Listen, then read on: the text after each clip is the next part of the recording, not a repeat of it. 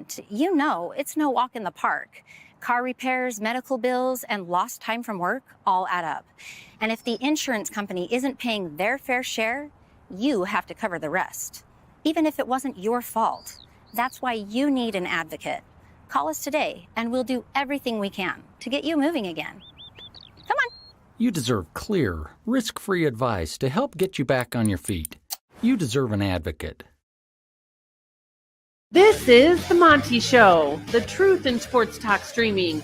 When you want unbiased opinions about your favorite team without the spin, all you have to do is find The Monty Show, streaming live and available 24 hours a day, 7 days a week on YouTube. And now, here's Monty. Hello, friends. The Monty Show, as always, presented by The Advocates at theadvocates.com. Yes, shout out to Jeremy yesterday, who told me he reached out to the Advocates after he got hurt at work. Another forklift accident. I'm telling, I talk about it all the time on this show. If you're driving a forklift, please be careful. Not to get into too many gory details, but apparently things do fall from high places on top of forklifts. Indeed, they do. And when they fall on top of the forklift and hit your elbow, apparently pain ensues. You didn't deserve that elbow injury, but you do deserve an advocate. If you get hurt at work, the workman's comp injury experts, the Advocates at theadvocates.com. And again, I love the fact that the Advocates understand that you're on your time. You're on your schedule. That's why you can chat with an injury attorney risk-free. It costs you nothing. 24/7, 365, and it won't cost you a dime. Theadvocates.com. Get hurt at work, get in a car accident, get in an accident with a semi-truck. Maybe you're out here at one of the last weekends of the summer. Anybody see the moon eclipse last night? Pretty sweet. Pretty cool. I was laying in bed, and Mrs. Monty was doing her floofing before coming to bed with her, brushing of the teeth and removing the makeup and whatever women do to their hair. And she's like, honey, you got to come and look. There's a moon eclipse. It was pretty cool. Pretty cool. Anyway, the point is, if you get hurt looking at the moon eclipse, call the Advocates at theadvocates.com. I don't know. Good morning. Happy Wednesday. Some shout outs this morning before we get to the ACC conference lawsuit with Florida State. Maury Alvarez, a great Floridian. Jake, how was Florida? Humid. Would never live in Florida. Way too humid, bro. Would never live in Florida. No, and I'm happy to visit, but my goodness, dude, the amount of sweating that went on is ridiculous. Yeah, that is humidity. Maury Alvarez, good morning. The real Pete Fortes, congratulations on the pro rata you deserve. Force Goes Fabio, Gigaddy, what's up, Giggity? How are you, my friend? Matt Ritson, hello. Good to see you. Lopes fan Gabe, as always, hit the like button. Yes, please. The like button helps the channel grow. I meant to talk about this 2 weeks ago. I met a gentleman at Costco who asked me, why do you always talk about hitting the like button? First of all, I don't talk about it nearly as much as I probably should. But hitting the like button helps the channel grow. It tells YouTube, hey, this is a good show. Show it to more people. And YouTube pushes it out. Now, we are one of the best sports streams in that YouTube constantly pushes our content out. You guys don't care about this, but do you know what our number one source of new viewership is? Google.com. Because when you Google search rectal thermometer, they're going to show you a YouTube tray at the top. That is our number one non-subscriber external is Google.com. When you hit the like button, you tell Google, show this to people doing Google searches for Florida State versus the ACC. Let's get into it because I think it's been very interesting watching this process play out, and we've talked about it ad nauseum on this show. I encourage you, again, maybe you don't know this, but all of our shows live on this channel forever. Everything we have ever said about the ACC and Florida State is right here in our archives. Feel free to go back and check it out because the news that we got yesterday, I think was pretty accurate to what we've been reporting for over a year now, that there is no easy path or direct path out of the ACC conference. And what have we heard about Florida State. Oh, Florida State's getting out. We've got the smoking gun. That ESPN agreement, that's the smoking gun. Well, it turns out it wasn't, because the news we got is that the ACC and Florida State are continuing to negotiate a way to keep the ACC conference together.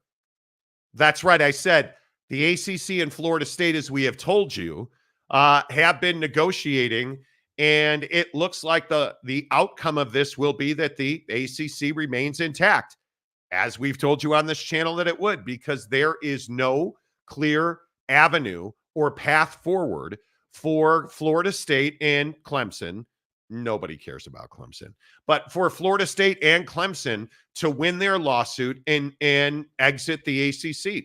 There is no clear path, because the grant of rights is a document that was executed and agreed to by all of the members, not once, but twice.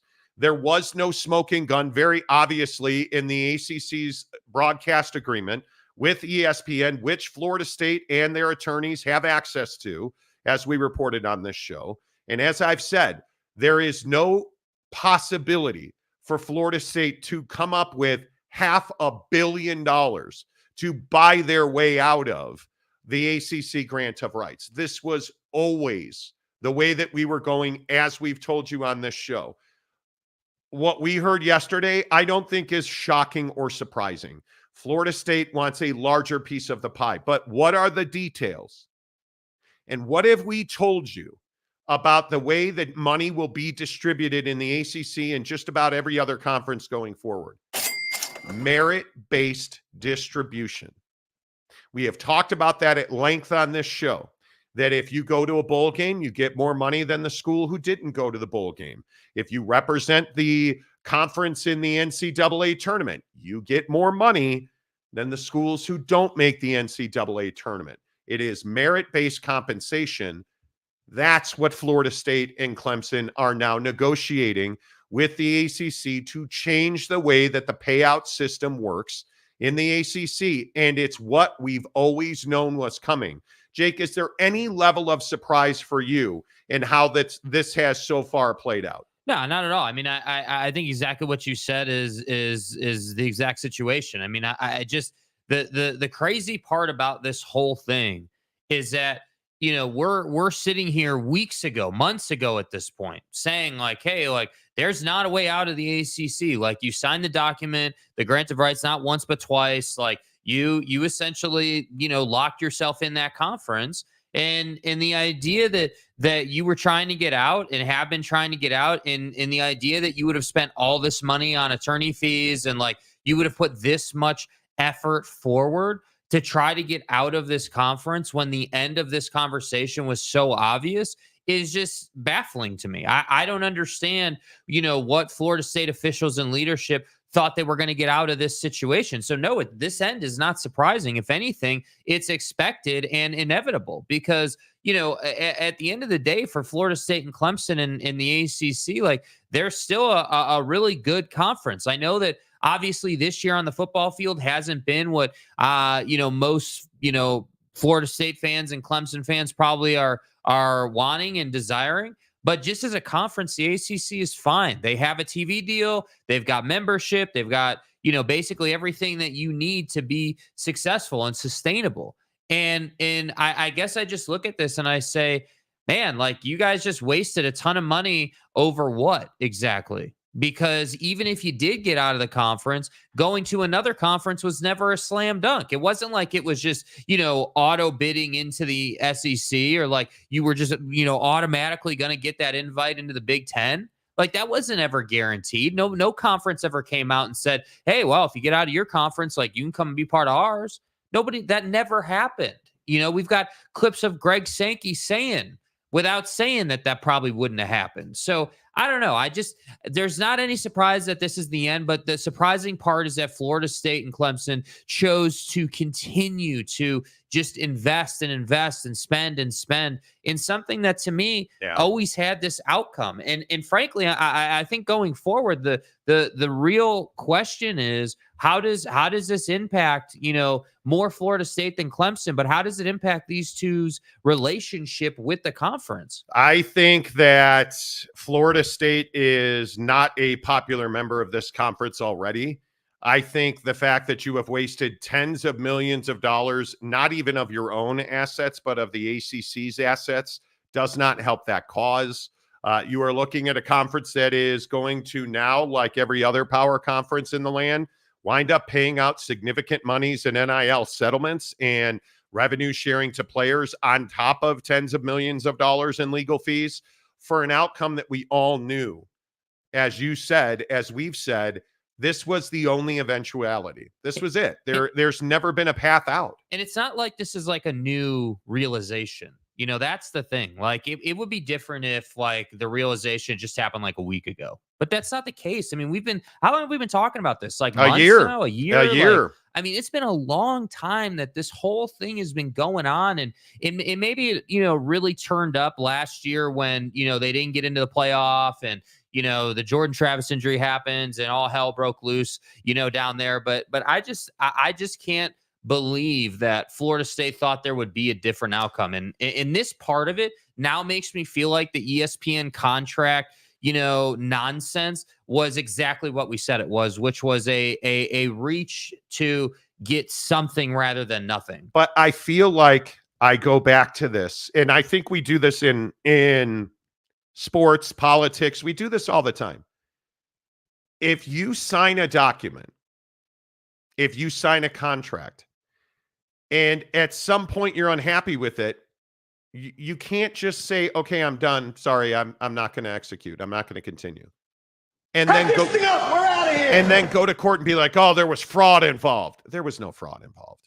Do you really truly believe that a company the size and scope of Disney, ABC, and ESPN are going to put in writing illegality and fraud and risk their financial viability? They're truly, college football and NFL football is the lifeblood of ESPN. Right. Do you really think ESPN is going to put in writing malfeasance, fraud, illegalities into a contract with the ACC to risk their entire business? That was never the case. And again, as somebody who spent a bit of time at ESPN, there's nothing that they do willy-nilly. There's nothing that ESPN does where they're like, nobody's ever going to know. How will they know? Nobody will ever know. Obviously not. They don't do it was never possible. And all the Florida State fans that were here that said, oh, but Monty, no but Monty's. I can only tell you so many times, big business doesn't get to big business by committing frauds at every other turn, where you're just going to be able to file a lawsuit and all of a sudden all the dead bodies will appear right out in front of you and you'll get what you want. It does not work that way. And the bigger question, I think this is a huge question. Did Florida State lose here? Oh, I don't think there's any doubt that Florida State lost here. And you know why I think Florida State lost here?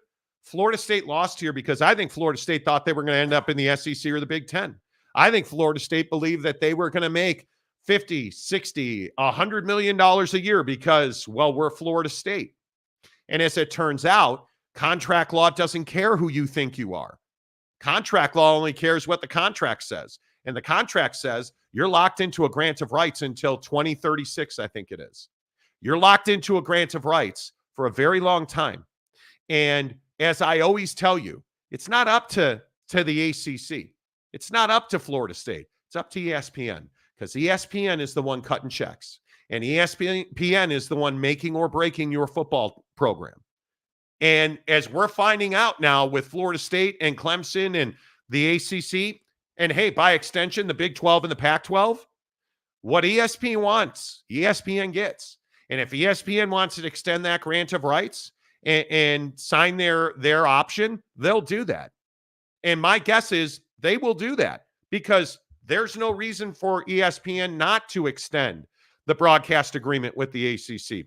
Why would you pay more? Why would you opt out of it? Because I got news for you. Where is the ACC going to go? And again, I just ask, let's play the game, Florida State. You won the lawsuit. Where are you going to go? Do you think you're getting into the Big Ten? You're not. So what does that mean? Think about, that means you're still got to do business with ESPN.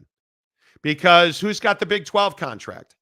Which, again, I will state as I've stated for months now, anybody that believes, and this is the other thing I would point out, where are all the Twitter trolls and I have sources guys who are like, the ACC's melting down, Florida State's going to the Big 12. I heard it here. You heard it here first. What happened to all those guys? It was never a possibility. And again, I ask, what I've asked for 6 months, is Florida State really going to leave the ACC to go to the Big 12, take a pay cut, a big pay cut at the time, because now I think Brett Yormark in the commercial division has done yeoman's work. But you were going to really take a pay cut to go to the Big 12? No, you weren't. You were going to the SEC or you weren't leaving the ACC. And guess what? The SEC apparently doesn't want you because you folded, Florida State. That's the reality of it. And I hope that the lesson learned in Tallahassee is stop Governor DeSantis from burning $1 million of taxpayer money because, Jordan Travis has an ankle boo-boo. So we're going to burn $1 million of taxpayer money to try and figure out how ESPN, again, the state of Florida suing ESPN, we want documents. Okay, great. Put what you want in one hand and take it in the other and tell me what you get first. Because you didn't get the documents you asked for. There is no smoking gun in the grant of rights. There was no smoking gun with the college football playoff. And you've lost not once, not twice, but now 3 times to ESPN. Stop fighting ESPN. You need them. They're not the guy you fight, and they're not the guy you sue, Florida State. And I don't know how you come to this point where you pay really good legal minds tens of millions of dollars. And I think it should be pointed out, I'm told that Florida State has spent over $100 million in legal fees trying to find a way out of the ACC. Now only to turn around and settle and stay in the ACC. And it is important to note, settlement talks are ongoing and they are not close to being done. That's according to Ross Dellinger. Mm-hmm. And as we told you, that motion to vacate, I think I even said this when you bailed on the show. I think I even said this on Friday. Why did Florida State file a motion to dismiss? It's a negotiating tool. That's all it is. It was to open up another conversation. Why do you think the ACC and Florida State and the ACC really has mediation clauses in all of their contracts, as does everybody else? Because it saves you money. You'd rather pay a mediator than a lawyer. So I'm fed up with, hey, I don't like that, I'm going to sue. Well, I mean, think about, let's step back from just Florida State and this whole thing for a moment and look at college football in the big picture. I mean, how many times has this happened? I mean, so you've got Florida State and Clemson. You've obviously got Michigan in that whole situation where they wanted to go to court and then at the last second pulled out of the court date because they had nothing. We obviously had a lot of posturing when the Pac-12 situation went down, when that conference was melting down. Yes. And I think we just see it time and time again where and it is unique to each situation, but we have sort of a pattern forming here where, hey, I don't like it, so we're going to sue. And then when we get our ass kicked in court and in the argument, we're not going to sue anymore. And that's the hard part, because I feel like it's unnecessary to behave this way. Like, I understand that if you have a grievance about, hey, the distribution's unfair. Not everybody should be getting the same number. And we at Florida State. Is that what it is? I think that's not what it was originally, but I think that's Florida State's main issue is that we didn't get into the college football playoff, so we're not making the money. I think this is Florida State paying for this beautiful white picket fence. And let me tell you, they paint it regularly. They make sure all the nails are in there. They make sure they look down the property line and it's like, oh man, that fence is perfectly straight. But hey, look how green the grass is on the other side. They're making more money in the Big 12. They got a what TV contract? I think that's what this is. Mm-hmm. I think Florida State is standing constantly. They're that dude that's like, man, my fence is nice. My yard's really nice. I use Turf Builder. I feed it. But look how green their grass is. That's who Florida State is. I think Florida State, their biggest weakness is their FOMO, their fear of missing out. Well, and they don't appreciate what they do have because that's the other thing. Like, you look around conferences and the changing landscape, and being in the ACC is not the worst place to be. I mean, if you think about Certainly it, for not. A brand like Florida State, typically, and I know this year again has been an absolute disaster, obviously, but Seriously. they've been in the last several years, they've been in the college football playoff conversation. They've been, right in the middle of that thing, and I think that. If you're in the ACC, like let's not forget why you went to the ACC over the SEC back in the day.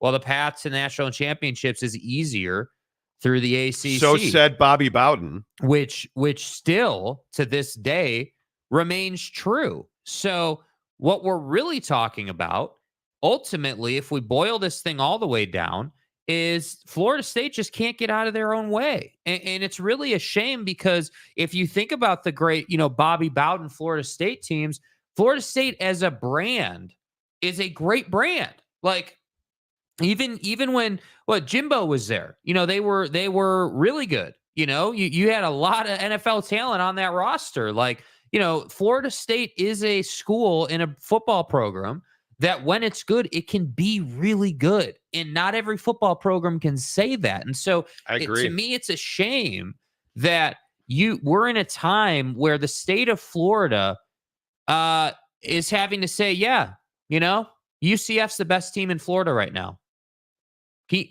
What? How is that possible? So, and then you pile on the court stuff, and I just say, man, get out of your own way. Stop talking, stop suing, stop spending hundreds of millions of dollars on lawyers. Let's get back to, hey, how are we going to make money through tickets? How are we going to make money through the portal? How can we do this and do that? Get back to thriving as a football program. Then let's talk about, trying to get into the SEC or the Big Ten when the grant of rights is over, or when, a Super League may happen down the line. That's what the conversation should be. Yeah, and I think it is unfortunate. You haven't been to the NCAA tournament since 2021, it looks like. I mean, I think that that's the lesson here, that you can't keep looking over your neighbor's fence, and you need to make sure that you're building programs that win. And I think Leonard Hamilton has done a good job, but that's a university that, one, you're in a powerhouse basketball league. Arguably, again, I say we can debate all you want, but one of the two best leagues in the country. Yeah. The ACC and the Big 12 are very close. And you have a guy in Leonard Hamilton who wins, but probably just not enough. And it's been a tough stretch over the last 3-4 years, post-COVID. And I think that it is one of those things where you've now got to look inward and you've got to say, is Mike Norvell the right guy? Is Leonard Hamilton the right guy? Florida State has a rich tradition in baseball and stick and ball sports in general.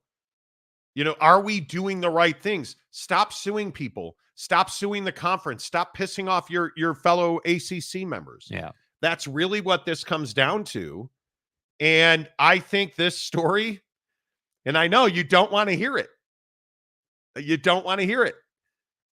Should Florida State fire Mike Norvell? Already. Who's waiting in the wings? Don't. See, why? Why? Damn you, Pacman Jones. What's next for Florida State? Well, Deion take the Florida State job. This is my opinion, people, so don't say I talked to Deion and leaked this out of here. But my opinion, he fit Florida State. My opinion, he would have picked Florida State over Colorado. But Florida State fucked that up.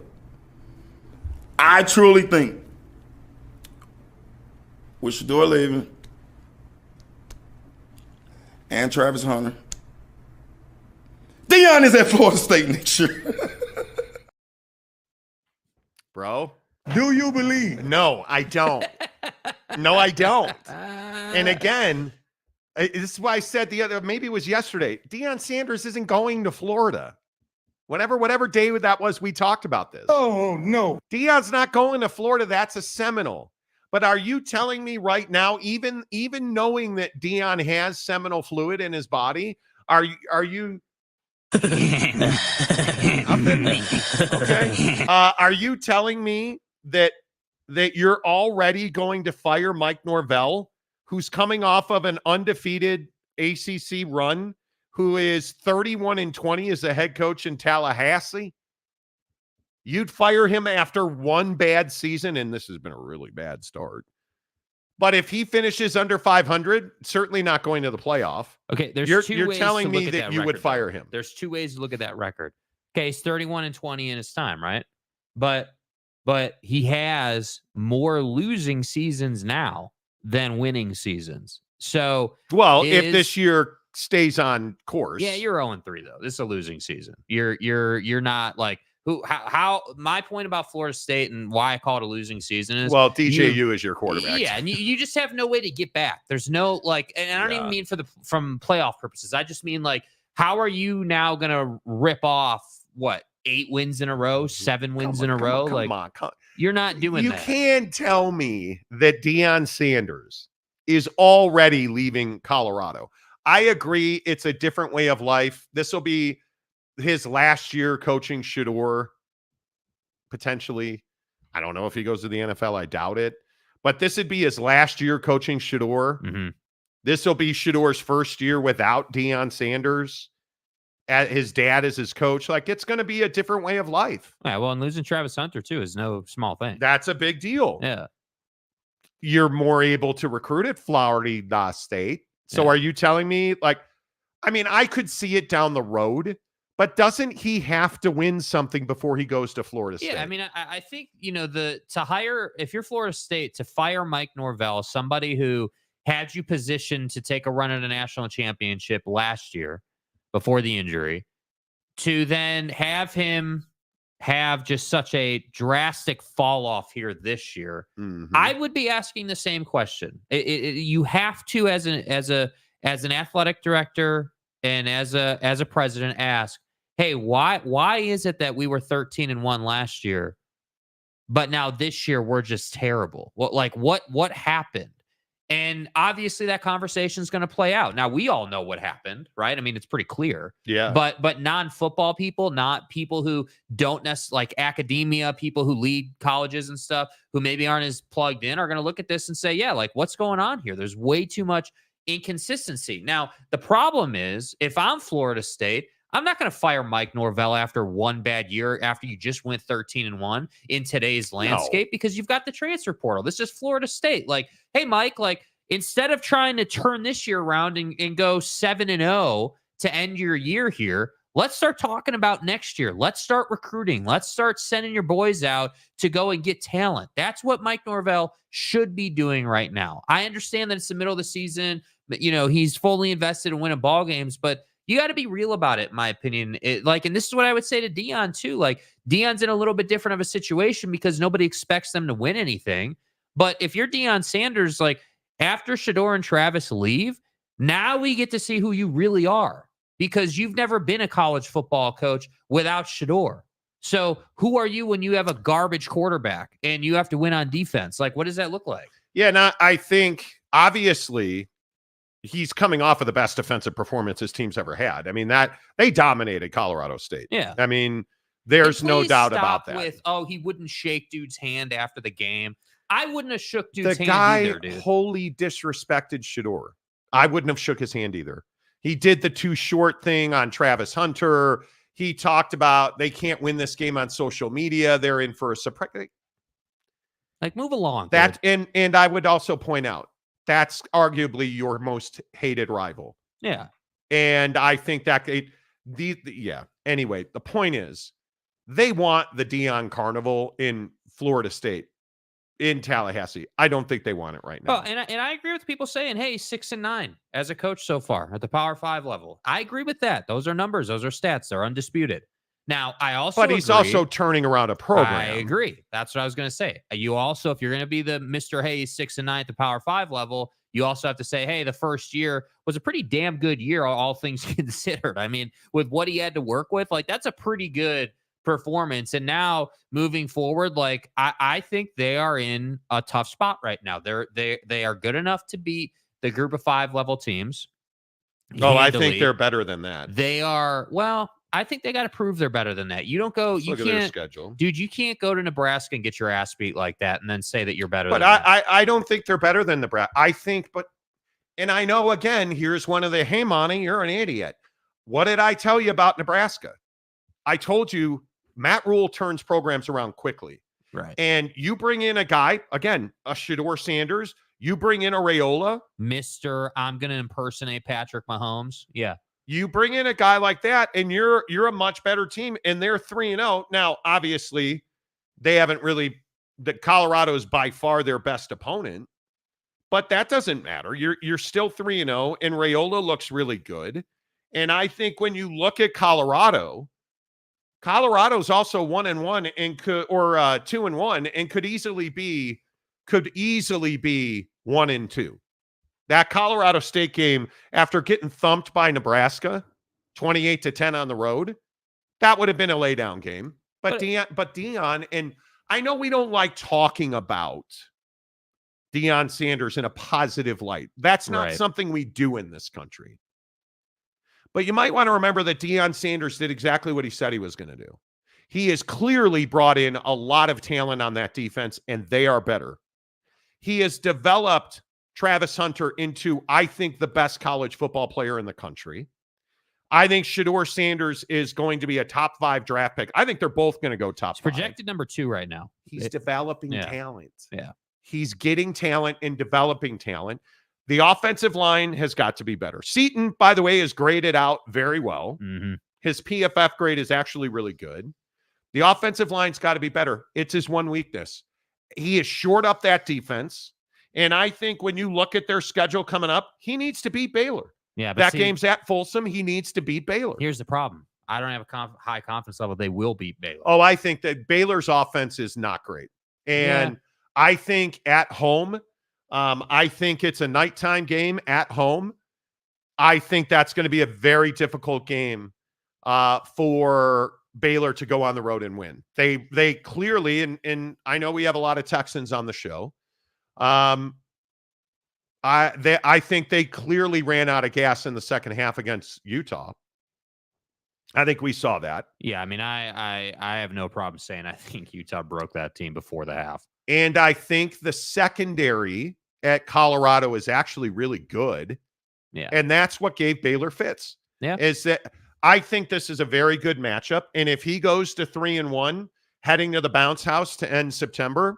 Yeah, I mean, if you beat Baylor, then that makes me feel a little bit better about what you can do against Power 4 opposition. I just think that there's been, again, I'm not saying I expected them to beat Nebraska at Nebraska. I'm not saying that. Sure. What I'm saying is that I expected you to be competitive, and you weren't. You weren't even close to competitive in that game. And that's the hard part. Aren't you selling Nebraska short?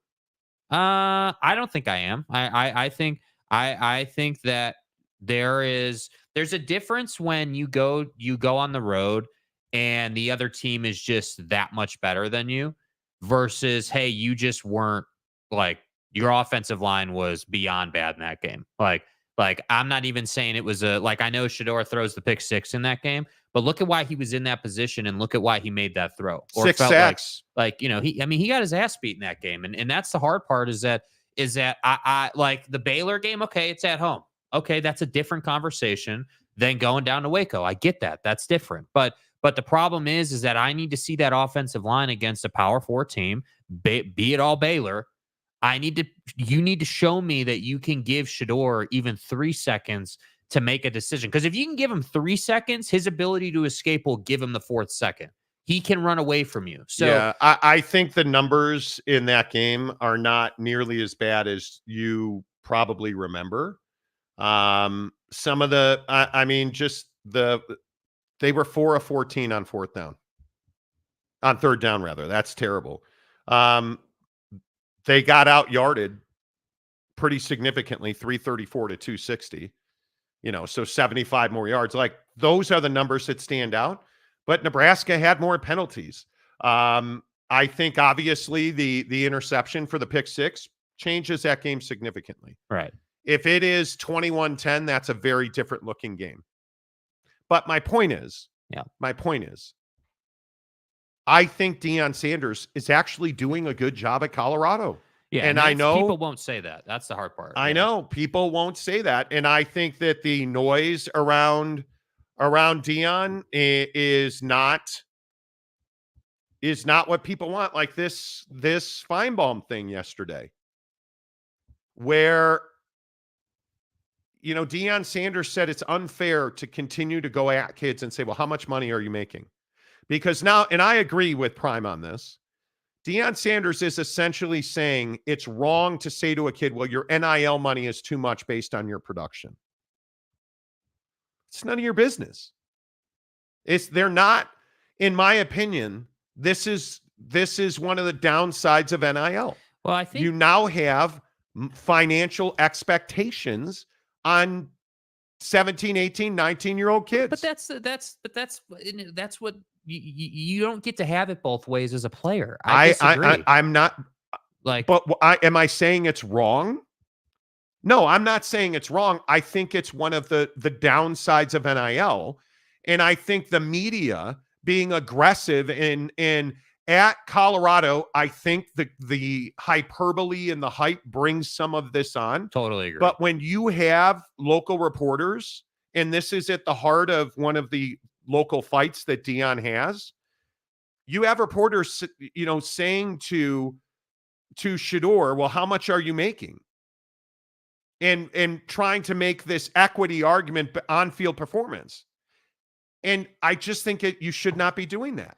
Yeah, I think that Deion and Shedeur specifically are not in a position to say to the media, hey, you can't ask me about my money when you're out here with Rolls Royces and Lambos and you're doing the whole watch celebration. Like, I don't even mind that they show and you're off filing that way. You're filing Shiloh, I think it was, filed bankruptcy. Right. So there's a reason to ask these dudes specifically. But it's a bit much at Colorado, I think.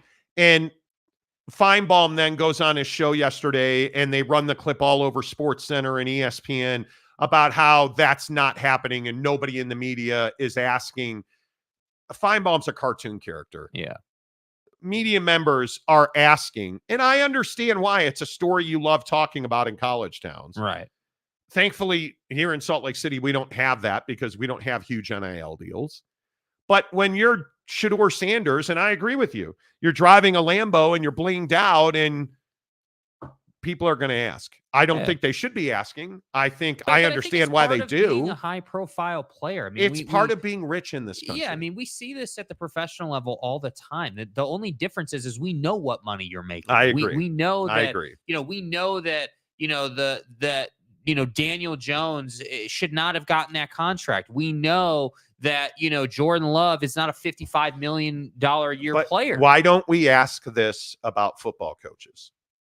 Well, why, when we're talking about Mike Norvell, who's got an 85% equity buyout, which means his buyout at Florida, I don't know how many people give a rat's ass about this, but his buyout at Florida State is 85% of his remaining base, which I think after this season will be $60 million. So he's not going anywhere. No, I think he absolutely would. The money, dude, they've got so much. It's Florida with Billy Napier. The collective already says, hey, we've got the money. If you want to fire Billy Napier today, go for it. We'll cut you a check.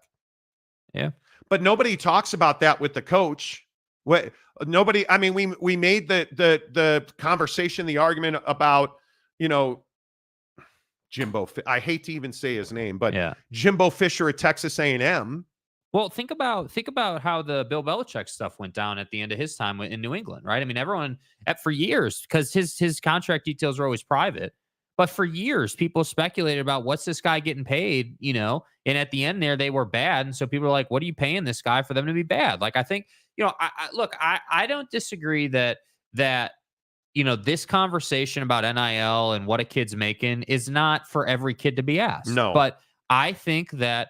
And again, I want to be really clear on where I'm at with Colorado and Prime and Shador. Like, I appreciate the way they do this. I appreciate that Deion Sanders does it a little bit differently and isn't just giving us like the typical coach speak and the basically the same thing we see from literally every coach. I appreciate that he's doing it his way and he's unapologetic about it. That like our country is founded on that type of behavior. And I think the only problem they have is that they're not winning. That's the problem. If they think about how different Colorado would be viewed if they were winning. We don't give a damn about super speeders at Georgia. But are they winning? No. Yes, they are. Not at a high enough level. On scale. Yeah, but nobody gives a damn about scale. I agree, but nobody cares. That's the problem. But okay. That right there is the problem. Yeah, I agree with that. Nobody cares. It's year 1 1/4. Like with Matt Rule, I think a lot of people are happy to say, hey, Matt Rule took over a terrible Nebraska program and now has them going in the right direction. What happens if his schedule is incredibly easy at Nebraska? Yeah. But what happens if he loses at Ohio State, which he's gonna, at USC, at Iowa? Yeah, I mean, their schedule's cake. Illinois, at Purdue, Rutgers. Did you guys see what's going on at Rutgers? The athletic director and the president. At Indiana, who is turning out not to be a cupcake. At Ohio State, UCLA, at USC, Wisconsin, and at Iowa. That's a cakewalk. If that's not a one-loss schedule, are we talking about how much NIL money Rayola's making? If that's not a one-loss schedule, are we sure that Matt Rule's the right guy? That's what we're doing to Colorado. Yeah, no, I agree. It's a double standard, and it needs to be pointed out. And I think a lot of it is self-inflicted. Yeah. All right, let's get your comments in here on the Monty Show. Hey, Monty. You guys, thanks for being here. We appreciate it. And we were looking at our viewership numbers yesterday. Our viewership is unbelievably good. And I want to shout out the state of Florida. I want to shout out the state of Texas. I want to shout out the state of California. Obviously, I want to shout out the state of Utah, our number one by far. Thank you, Salt Lake City and Salt Lake County. Appreciate you guys. But top to bottom, the state of Utah, St. George, hello, Cedar City. How about Cedar City? Hey, Cedar City. You need to get out of that town when it snows because it's not good. It's so gnarly there. Love the state of Utah. Hello, Arizona. Arizona, I think, is in the top 5 once again in viewership on the show. Thank you for that. But Utah, California, Texas, Nevada. Hello, Las Vegas. How about Las Vegas and Nevada coming through? Real quick, I did have a conversation with a guy yesterday. I hesitate to even bring this up. I did have a conversation with a pretty well-placed source yesterday who told me that the Pac-12 will not take Nevada. And that is why they were not able to get UNLV right out of the gate. And I think the Pac-12 absolutely wants, needs, and is pursuing UNLV. And they are trying to understand. I think UNLV, at the end of the day, I think UNLV will leave the Mountain West without Nevada Reno. But right now, I think UNLV is doing what they think is best, and in the spirit of their educational ecosystem in the state of Nevada, I think they are trying to remain in partnership with UNR. I think that's going to be really difficult to do, and I think when we get down to brass tacks, what do you like to say? Dollars to donuts, brass tacks At when the we end get of the down to day. the short and curlies at the end of the day. I think UNLV ends up in the Pac-12, and I don't believe that Reno will go with them. And I think you are looking at right now, the Pac-12 has 4 schools in mind that they would like to add. And I think they're trying to understand how important is it, and I dare say this out loud because please don't get in my comment section and About money. lose your Money. mind over academics. I think they are trying to figure out how much mediocre academics are they willing to accept. Because I think there's no question that Boise and Fresno State don't meet the academic bar of the Pac-12. I think we all understand that. Can you bring in Memphis and Tulane and have 3 really average academic universities where it is not all that difficult to get in? One of the things and I understand the old Pac-12 is dead, and I think that the new Pac-12 is doing business in a different way. You'd have never even had a question. Boise was never getting into the old Pac-12. Nope. Well, now they're in with Fresno State. And I think one of the conversations I am told behind the scenes in the Pac-12, and I think this is a very, very relevant conversation, is do we need to be elite academically to prosper? And are we willing to lower the academic bar in the Pac-12 to get to where we want to go? Are we willing? And one of the words that was used that I'm hesitant to use, but multiple people have used the word sell out. Are we willing to sell out our academics to build a better athletic conference? And I think the answer is not right now. Because one of the things that I think is certain, and I've heard multiple times, including from people very close to the Pac-12, is their phone has not stopped ringing with, hey, can we get into the Pac-12 calls? And there is a lot of universities that want to be part of this new Pac-12, that in fact are desperate to be part of this new Pac-12, including Memphis, who would very much like to be in the Pac-12. And I think when you look at this conversation around the AAC and you look around the landscape of the G5, how many universities really fit into what the Pac-12 is trying to build? I think they'd all fit in a thimble. I think it is not a whole lot of universities fit into or align with what the Pac-12 is trying to do. And I think this right here is a big conversation about what is the Pac-12 want to be known as? Because there was real damage done to the Mountain West by the Pac-12. That's business. That's who college football has become. Right now, if you're expanding, you are a consumer. In very few situations, Big 12 included, very rarely can you be in a position where you can say, well, listen, the 4 corners were going somewhere.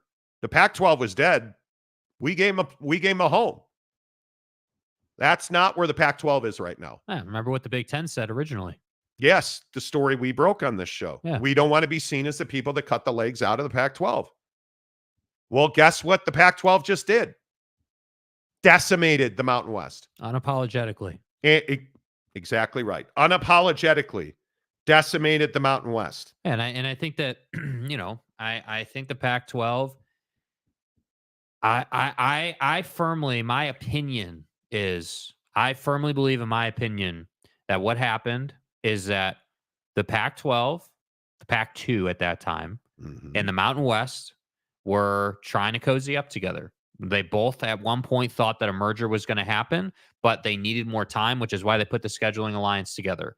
Then something happened in those negotiations where they went opposite directions. Something caused division between the two in the conversation. And that's when this dynamic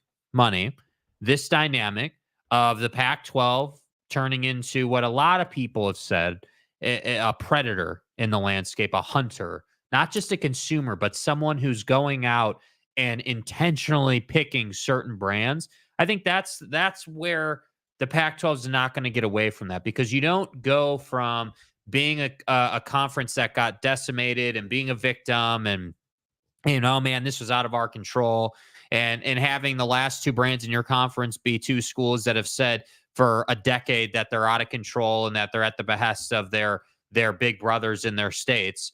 You don't go from that to, being a predator overnight. What's happened here is Oregon State and Washington State got left behind when the Pac-12 melted down. They took that personally, as they should have. And I love where Scott Barnes' head is at. I think he's doing a great job. But they took it personally. And I think part of this process with it building back up and doing that through the Mountain West was, hey, like, this happened to us, so we're handing it off to you, right? It's we've seen this time and time again in our country. Oh, it's going to cost us more. Well, we're going to hand this down to you, the person below us, which in this case is the Mountain West. So we got gutted. We're going to gut you to build ourselves back up. That's not our problem that you're going to have to deal with that. And that's what I truly think happened. I think there was a shift. And I think that, whether it's the Mountain West or the American or whoever you want to point to, these group of 5 conferences damn well better be ready, because it's coming. Look at the AAC. Tim Pernetti put out this statement the other day.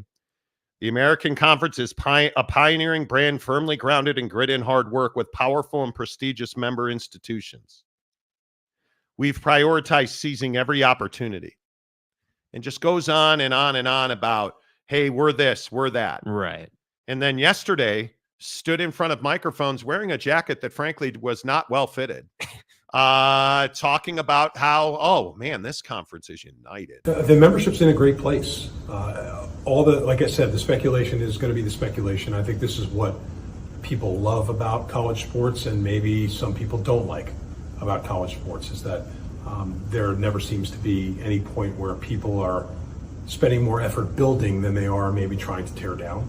And as we look at the landscape, I think there's an opportunity right now to continue to build on this stuff. As it relates to how I feel about our membership, I feel great about the membership right now, especially because of the transparency and the conversations that we're having. Our job is really to focus on what we can control. And the most important thing for people to remember about, the American is, like, this conference didn't exist 15 years ago. It's a pioneering brand, and it's like-minded institutions. Everybody is trying to move the enterprise forward collaboratively, and I feel good about where we are. That's why we've been talking so aggressively about all the things that we can do to grow. Like private equity and private capital investment is one of them. Conference naming rights, jersey patches, all of these things are growth opportunities for the conference. And what's good about the membership is they bought into that vision. They feel good about what those opportunities can do to accelerate the investment and the success that we're having. Tim Pernetti, the commissioner of the AAC, who's not a popular guy by some accounts. And what did he say? And I think, somebody should go back and check what George Kliavkoff said word for word, because I think that's exactly what Tim Pernetti just said. Oh, we're fine. Everything's good. After the envelope calculations. Our membership's tight as a drum. We're fine. Here. We're good. No one's leaving. Leaving? We don't want to be in the Big 12. Look at this jacket. It doesn't fit. Leaving? What? We don't have the money to pay for a tailor, but nobody's leaving the conference. And here's the problem. Who is Tim Pernetti? Tim Pernetti is a former TV guy. Tim Pernetti is a former Rutgers administrator. But where has Tim Pernetti been wildly successful in college sports? Not really anywhere. And I think that you're looking at a guy who is not comfortable in his own skin and is damn well aware that he does not have a lot of defense or offense to play, that he is playing defense. Yeah, there's not a lot of reasons as to why you'd want to stay in the American versus going to this new upstart Pac-12. I mean, it's just not. Yeah. And as an athletic director and as a commissioner and as a president, anybody in the American, like, you got to get your ducks in a row on what your messaging is to your members, because it's fine, like, that you want to come out here and coach speak us about how your membership's in a good place and they're all trying to, quote, move the enterprise forward. But I'll believe that when I see it. I think that if you're any school at the power level or the group of 5 level, you're sitting here out for you, as you should be. And I think specifically at that level, at the group of 5 level, you're sitting here saying, okay, well, how are we going to survive? How's this going to play out? So the Mountain West got gutted. We're going to lose Memphis and Tulane, or maybe just Tulane. Certainly one of our top big brands in the conference. What's going to happen at that point? I think those are the things that as a member institution in that conference, or any conference in the group of 5, that you have to be asking. And I don't care who your commissioner is, the insecurity caused by what just happened in the Mountain West is pervasive, and you're not getting away from it. It is. And I think that when you look at the struggles that Tim Pernetti had at Rutgers at the end now, I think we also need to point out he is responsible for getting Rutgers into the Big Ten. Mm-hmm. But the basketball fiasco and his refusal, or did not, for whatever reason, fire the basketball coach after he abused his players. Y'all remember that? I mean, this might not be the best candidate to try and save the AAC, especially knowing that you replaced a commissioner that was beloved. And I think that when you look at what you have right now, I think you're in a position where you've got to find a way to keep as many of your members as possible. And I don't know how you do that. And I don't know, frankly, and this is just my opinion, I have no idea how you stop the Pac-12 from raiding your conference. Because I think it's very much like Colorado. Colorado didn't want to be in the Pac-12 anymore. They wanted to be in the Big 12. So where are they? And if Memphis and Tulane, if UTSA, they're going to go where they want to go, and there's nothing you can do about it. And I think that's the reality. And he can talk about, hey, we're not builders anymore. We tear stuff down. Well, the Pac-12 would tell you they're building something. And in the Pac-12's opinion, they're building something substantial. Are they? I don't know. It's yet to be seen. Yeah, and I think that we're in a position where we don't know what the future of the Pac-12 is. But I know the future of the AAC is very unstable. There is a lot of questions about who will be there and who will not. And I think Tulane is in the middle of that, because I think if we took academics out of it, Tulane, Memphis, and UNLV would be there today. And I think if we didn't have contract negotiations, UNLV would be in the Pac-12 already. But I also think that the Pac-12 and the Mountain West continue to negotiate, and they will come to a settlement or an agreement. And is that in the near term? I think it is. Yeah. I think it is, because the Pac-12 is acutely aware that the iron is hot and they need to strike, and they need to strike now. Because as this drags on, you become less sexy. You gain weight. You put a little fat around your hips. You have some cellulite that develops. Right. Right now, you're a 6-foot blonde with like 17% body fat, and you are the belle of the ball. So you better strike. Yeah. That's my opinion. Calford, hello. Our newest member of the show. Thank you. Calford also gifts 5 Monty Show memberships. Thank you so much for that. Hidden Hawaiian, Justin Jackson, Corian Byerly, H.E. Pennypacker, and Chrissy were all gifted memberships. Nice. So appreciate that. Thank you very much. If you have not, we have almost 2,000 views on the show today. Please hit the like button. It really helps the channel grow. Hour number 2 of the Monty Show, presented by our good friends at Prize Picks. Prize Picks, the app. Download the app. Put it on your phone right now. Use the promo code Monty. Yeah. Let's go to the Prize Picks app. Yeah. Which means the only reason we're going to the Prize Picks app is because I won again. I would like to thank the Washington Nationals for sucking out loud, because you have a guy in Washington who was throwing batting practice. And I would also like to thank Jake's former friend Tyler McGill, who was 2.5 strikeouts, more or less. Cash, baby. Right. 4 Ks last night. Got a win on that. See, at Prize Picks, the easy thing is it's more or less. Okay, you're picking a pitcher. Will he have 2.5 strikeouts? More than that? 3? Less than that? 2. I took more. Yeah. My guy got 4. I would also like to thank the New York Yankees. I've continued to espouse the greatness of Aaron Judge. And hits, runs, and RBIs, Aaron Judge, 4.5, which was a big number, and I contemplated not doing it. But Aaron Judge last night had 7 hits, runs, and RBIs. Big pimpin'. See, I don't even have to tell you who my third is, because as we're all well aware, stop texting me during the show. As we're all aware, he's not a casual. As we are all well aware, when you play the way Monty plays prize picks, it's just 2 or 3. Pick 3 selections, play a flex pay, you're going to win almost every single time, or at least I do.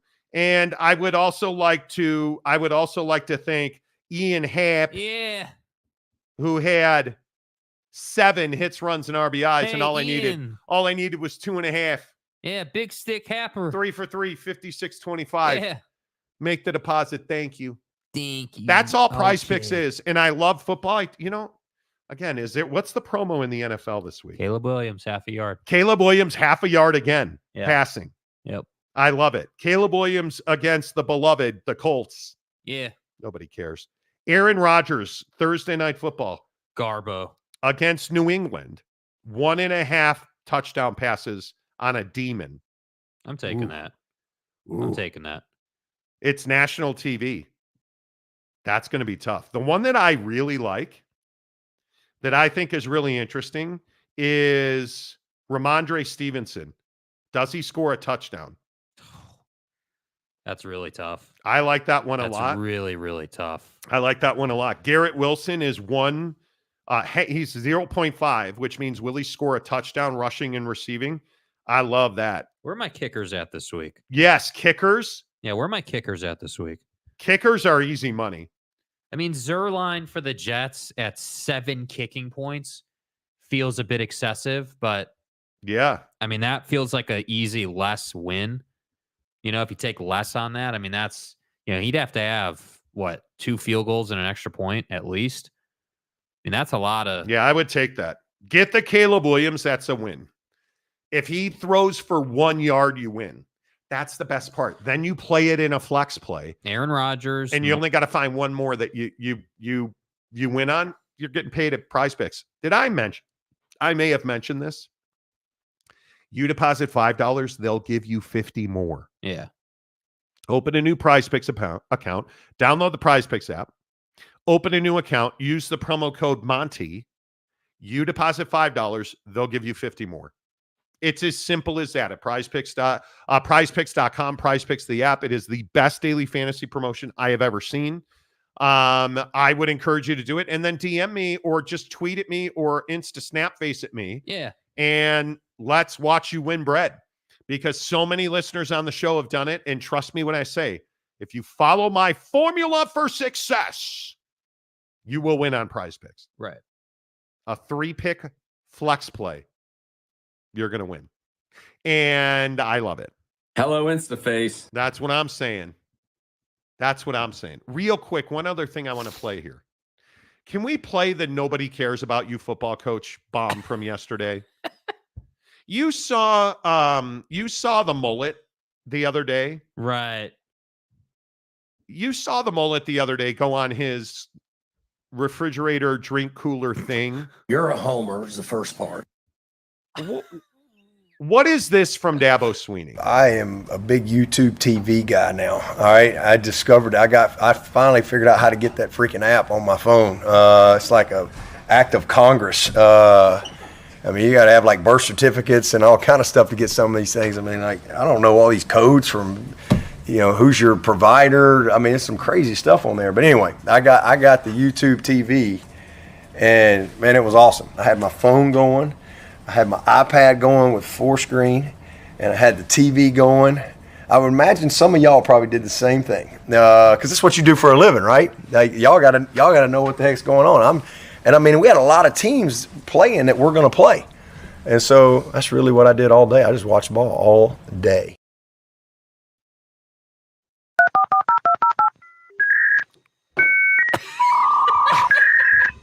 What am I supposed to say to that?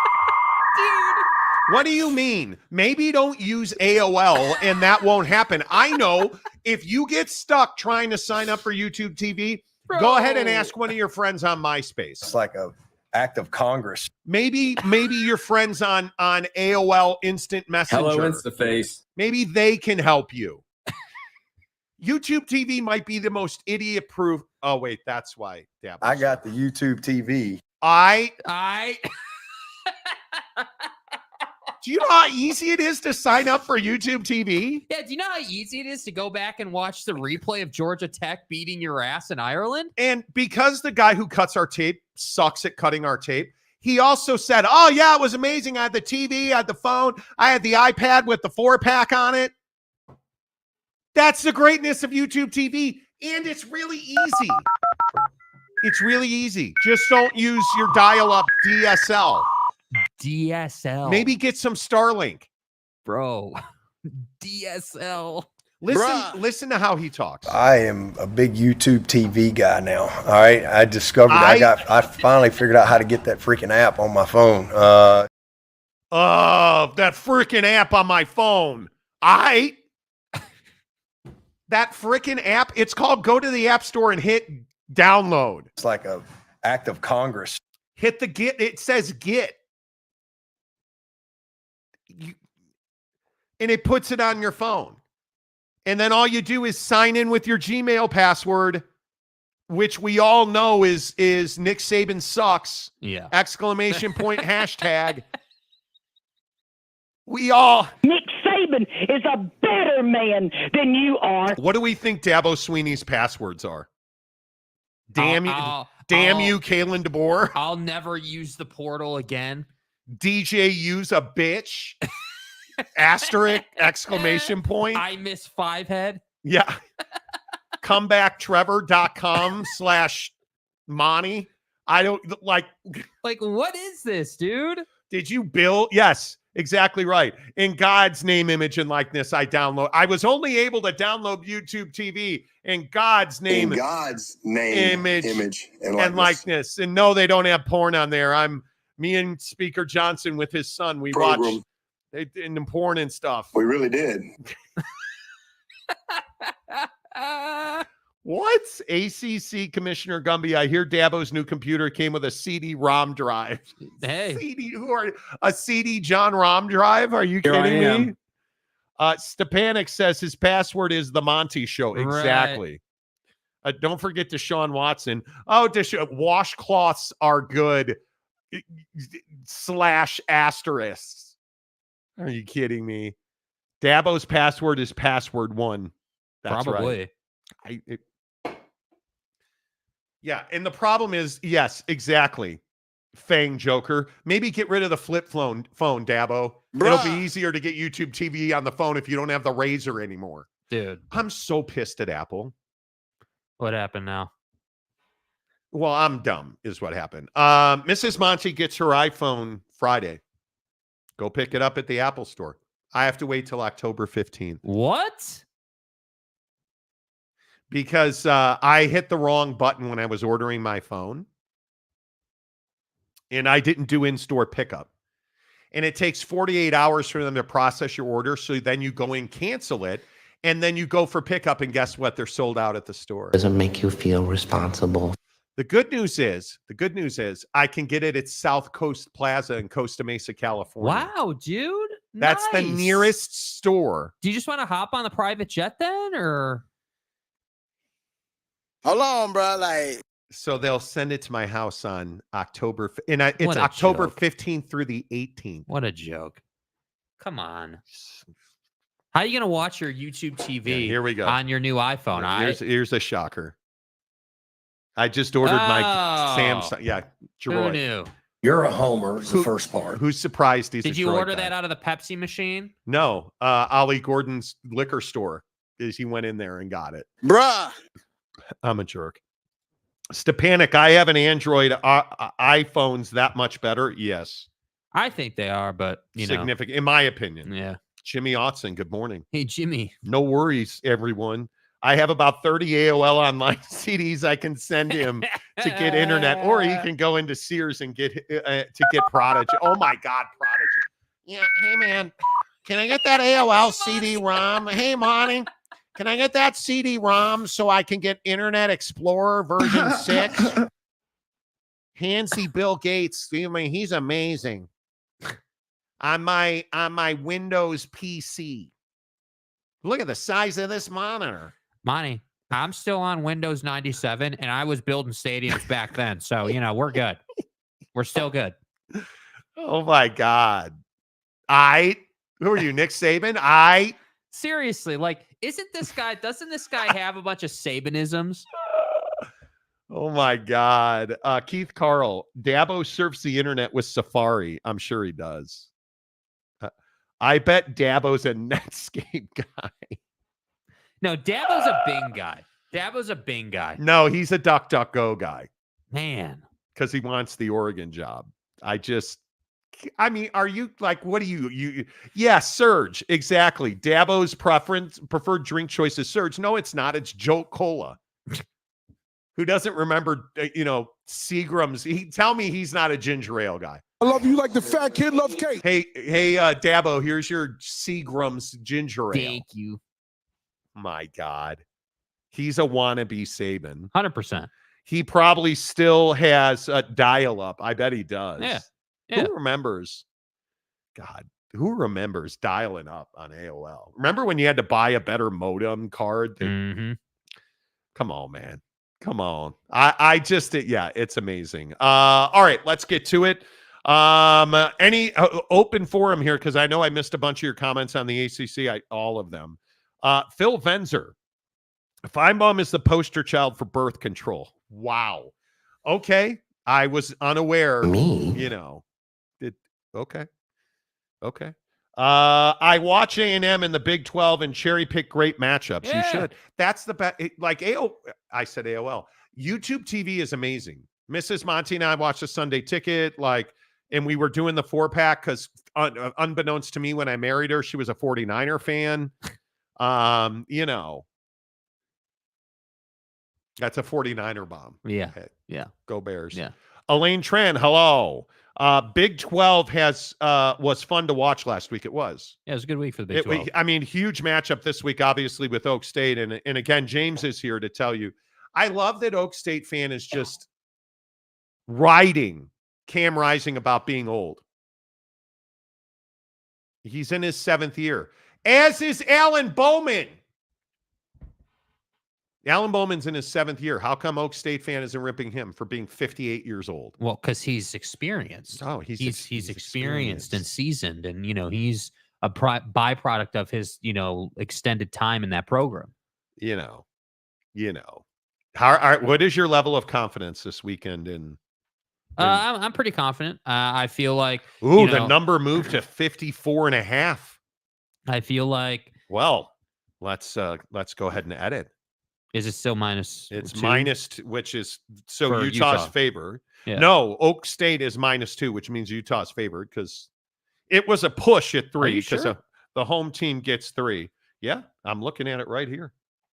Utah's now a 2-point favorite. Utah's been -2. Utah was -2 going there. I thought Oak State was favored by 3. No. Yeah, that's what I was saying. I'm pretty sure it's been Utah -2. But either way, I mean, I still have Utah winning this game. I think. Are you sure? Maybe I just completely misread that. Yeah. So they've had, based on what I had been seeing, they had Utah -2, and you're right. The over/under number went up for sure, and I think that's because Kyle Whittingham said that Cam should play, or felt good about Cam's availability. So to me, no, Utah. The line moved. Utah was the dog. Utah was the dog. Absolutely. The line moved. Well, the line, Utah, before Cam Rising, because remember, Cam had his arm accidentally cut off in a corn processing accident on his farm. Right. Oh, wait, he's not the pig farmer. Anyway, my You're point a homer is the first part. All of you guys fell hook, line, and sinker for Cam had his hand cut off or had a staph infection or and he's out 6 to 8 weeks. Got syphilis from a hooker, whatever the tweets were. Come on. I feel I'm at 85% that Utah wins the game. I don't believe it's a blowout. I think that I need to see Utah's secondary be a little better than they've been. Sure. Yeah. But I think if Cam Rising plays and is some semblance of his self, this is a 10-point Utah win. Yeah, I think that the Cam Rising injury, as far as like previewing this game and the hype about this game and how people are looking at this, the Cam Rising injury is not what we should be focused on, in my opinion. I think we should be focused on the start that Utah gets off to, defensively or offensively, because Utah this year, for whatever reason, has been a very slow starter. And I don't think going to Stillwater, you can do that. I don't think that Utah, here's what I'll say. I don't think Utah's good enough to get off to a slow start and beat Oklahoma State. I think that you need to be tied or ahead at the end of the first quarter. I think that by the half, it'd be nice if you were up 10 going to the half. I'm not saying they will be, but I think if you're Utah, that's what you're trying to do. And to me, the bigger question is, how many turnovers can Utah create in this game? Because they've been excellent defensively, specifically their linebackers. Barton's been a savage about punching footballs out and creating fumbles. So if you're Utah, if you can create 2 turnovers in this game, ideally a fumble and a pick, you're going to be in great shape. And I think this line going from Utah being a 2-point dog to now being a 2-point favorite going on the road, I think is all about playing on the hype of Cam Rising's hand. That's all that is. Yeah, I think it is. I think that maybe I got that wrong because looking at ESPN Bet, looking at the Big Stick, and looking at some of the other. I'm a little surprised to see that. I probably just looked at it wrong. Stepanek, Oklahoma State is overrated. Okay. Oak State James, breaking news. Alan Bowman just signed an NIL deal with Cialis for when the time is right. Okay. Stepanek. Utah will beat Oak State. Utah will beat them like a redheaded stepchild. Okay. Well, why is Josh Ford being brought up? Well, do you guys, you don't know. You all know who he is. You know, I don't know who he is. You don't know who he is. I've never heard of him. Because I don't watch college football or the Utah Jazz. Or BYU. Or thank you. Yeah. I don't watch Jake Retzloff either. This is an SEC show. So yeah, call him Jerry, not Gary. Yeah. Brandon Butler. I don't think they have started slow. Cam had 5 touchdowns and a half and 3 against Baylor. It's only when Wilson has been in, they've stalled out. I agree, but I want to see Cam. We need Cam Rising for 6, 8, 10 straight weeks. Yeah.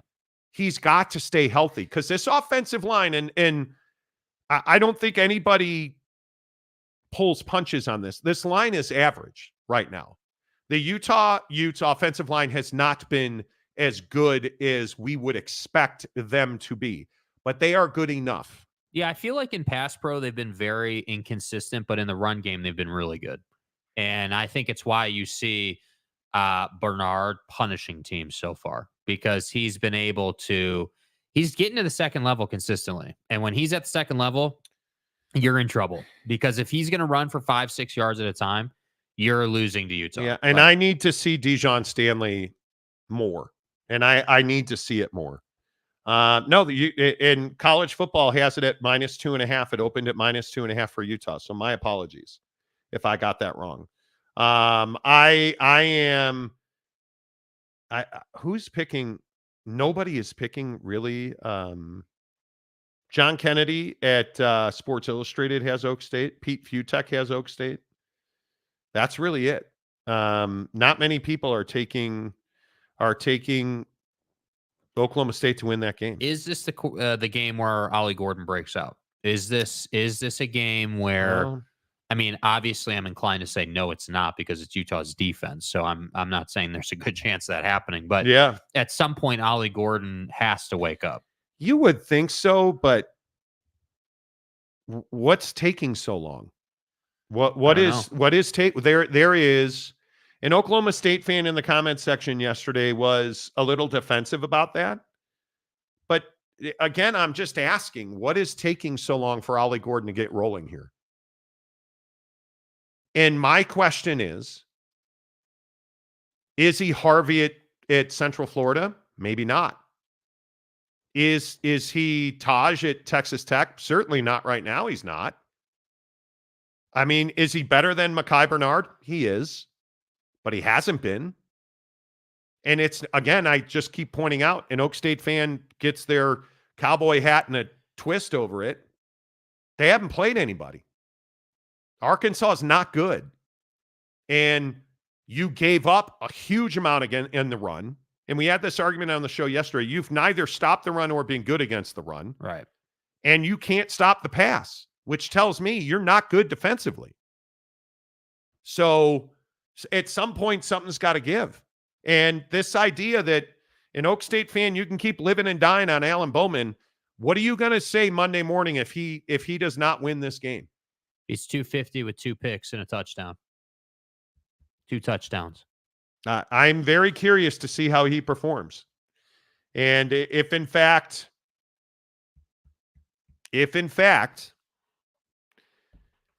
Alan Bowman is who we think he is, and I think he'll be 230, maybe a touchdown. Ollie Gordon better average 4.5, 5.5 yards a carry, or you're going to get your ass beat. I'm curious if Gundy in this game planning this week, do we see a lot more outside toss? Do we see a lot like if I'm Oklahoma State, I'm putting Ollie Gordon on the edge consistently. I'm allowing his athleticism to be on full display. And hey, if Utah can keep up with his athleticism and keep him in check, more power to him. But it doesn't make sense to me if you're Oklahoma State to try to run this inside the tackles like with regularity, because you're not doing that on Utah. Alan Bowman has to perform. The offensive line at Oak State has been good. This Utah defense has not been good against the pass. And they're going to have to show that they can. Logan Fano's got to have a day. They've got to get after the quarterback. Yeah. Guys like Filliger, you've got to take the excuses out, and you've got to bring Bowman down. Because if this offensive line is as good as it's been, and again, I don't believe you've played a pass rush yet. Alan Bowman has not been sacked yet. You should win the game if that's the case. If you keep him clean, you should beat Utah. You should beat Utah. And I don't know how. Yeah, we'll see. We'll see. It's going to be very interesting to see. Oak State James. Teams are scheming to defend against the run when they play Oak State. Wouldn't you? But you can't have it both ways. So are the receivers not good? Or because you said they're the best receivers anybody's ever seen in the history of college football, I believe was your exact quote. We've never seen a receiver group like this ever in the history of college football. I think is exactly what James, like the great. And you even went a step further and said it's the best receivers we've seen anywhere in the history of American football, I believe is what you said. Right. I might get the quote a little wrong. But if these wide receivers at Oak State are so damn good, why are you not torching defenses? Why are you struggling against Arkansas? Why, if this offensive line is so good, why are you not able to run the ball? Oh, stacked boxes, Monty. But again, I don't think you've seen stacked boxes. No. Because we've watched a ton of Oak State football.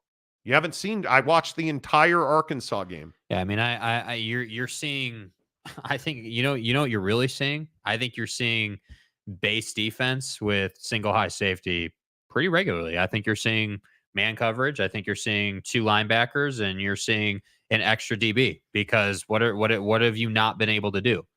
Again, you haven't been able to run the ball effectively enough to force the defense to bring 3 linebackers in and to bring their safeties down, which is why Alan Bowman hasn't been able to light it up in terms of points, because the secondary's been fine.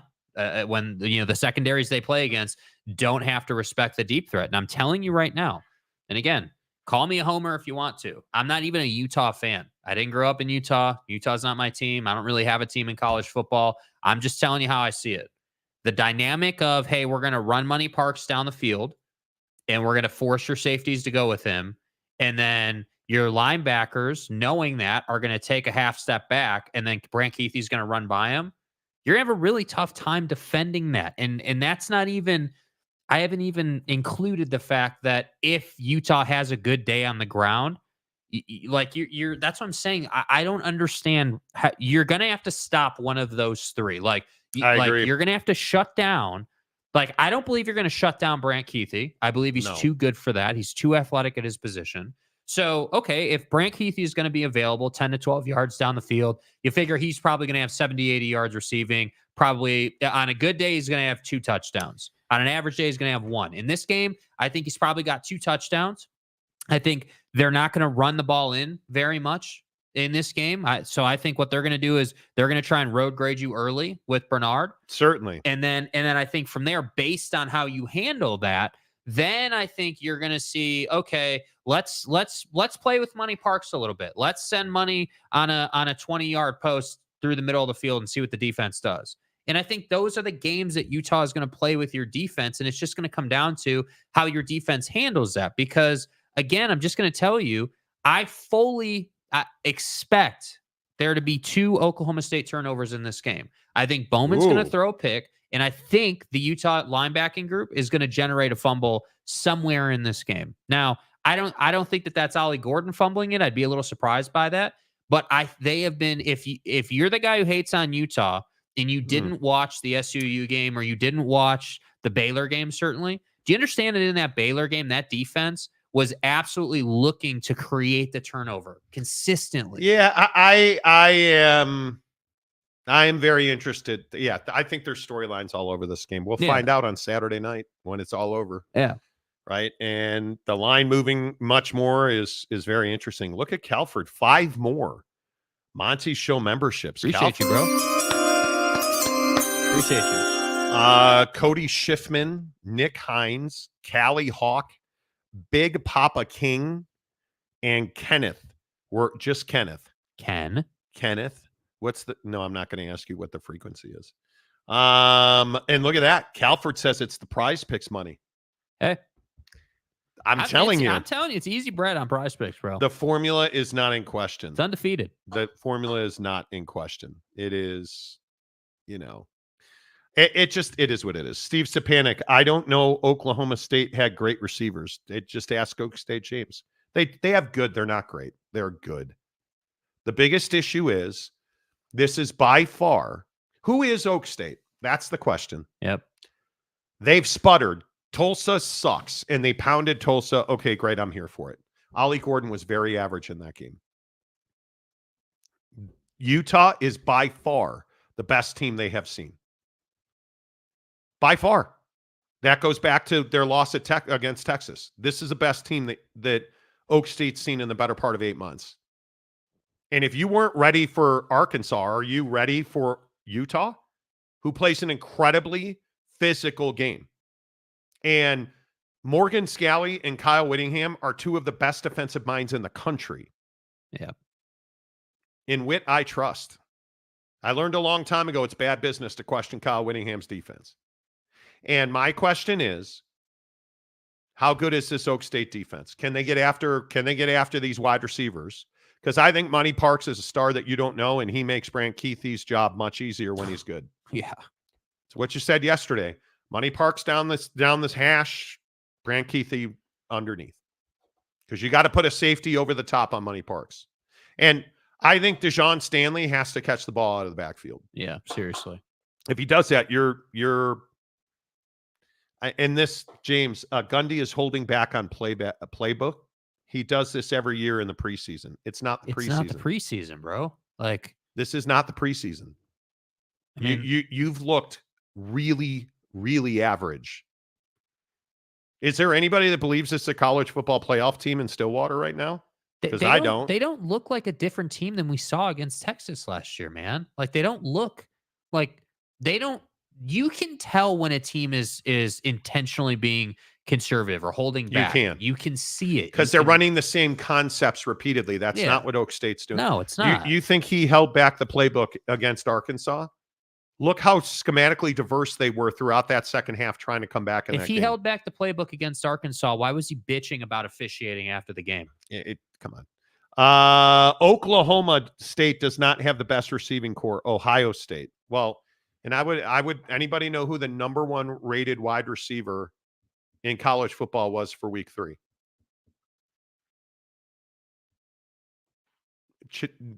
Chase Roberts at BYU. Oh, Jake Retzloff sucks. He's terrible. Garbo. That's what I'm saying. Stepanic Friday, I have my update on my surgery. Oh, nice. Good luck. Nice, dude. Good luck. We wish you well. Oklahoma State does not have the best receiving core in the nation. Are you sure? Are you sure?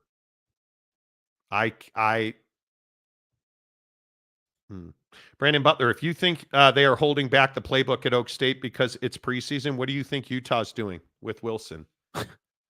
Dude. But Brandon Butler, that's exactly right. They're not holding back the playbook for Isaac Wilson. They can't deploy a lot of the playbook because of Isaac Wilson. Yeah. Because he's a true freshman getting his feet wet in a time, and this is what I said about Jake Retzloff last year, he had no expectation he was going to play. So And he still did decent. Like, yeah, there was definitely some things to improve on. Definitely. Like, certainly. But you can see why they like him. You can see that the potential is there. You can see why. Where did he play? Corner Canyon, right? You can see why. Just Corner Canyon. You can see why, he was so good at the high school level. Like, it's only a matter of time.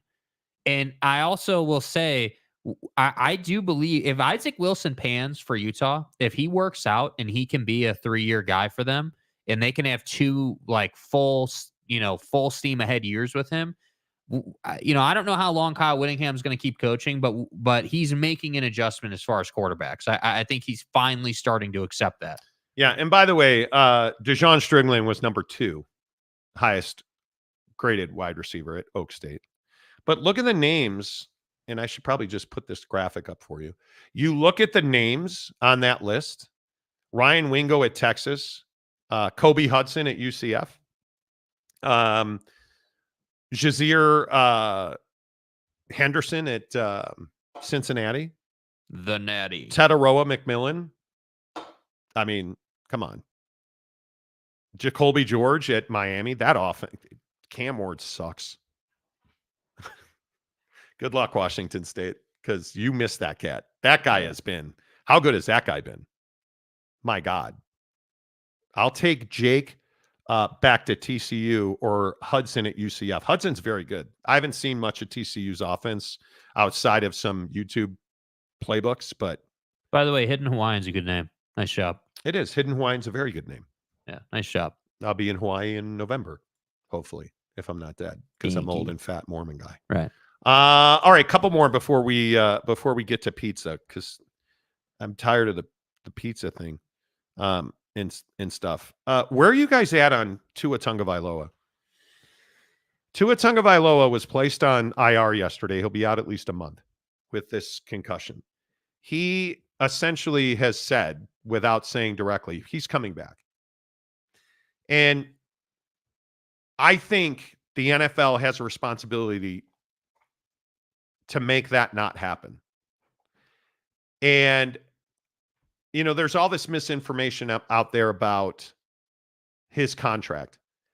If he never plays another snap, his entire remaining balance on his contract is paid. It's insured on both ends. So the money, he's not leaving money on the table. If he medically retires, his entire contract is guaranteed. He has $173 million in guarantees that are already due to him. He's getting that money, no questions asked. Unless he retires and says, I quit because I hate football. He's never going to do that. So it's not about the money, because he's getting paid no matter what. My question is, if you're the NFL and you're the Miami Dolphins, don't you have a responsibility to make this guy sit the year? Yes. At a minimum. I think here's the hard part. I think for Tua, like, this guy clearly loves the game. Obviously, and it's to his detriment at this point, in my opinion. I think the problem I had with this particular incident for him, this wasn't some put you in the ground type hit. This wasn't one of those where he got pushed backwards and hit his head on the ground like we've all seen a million times in the league.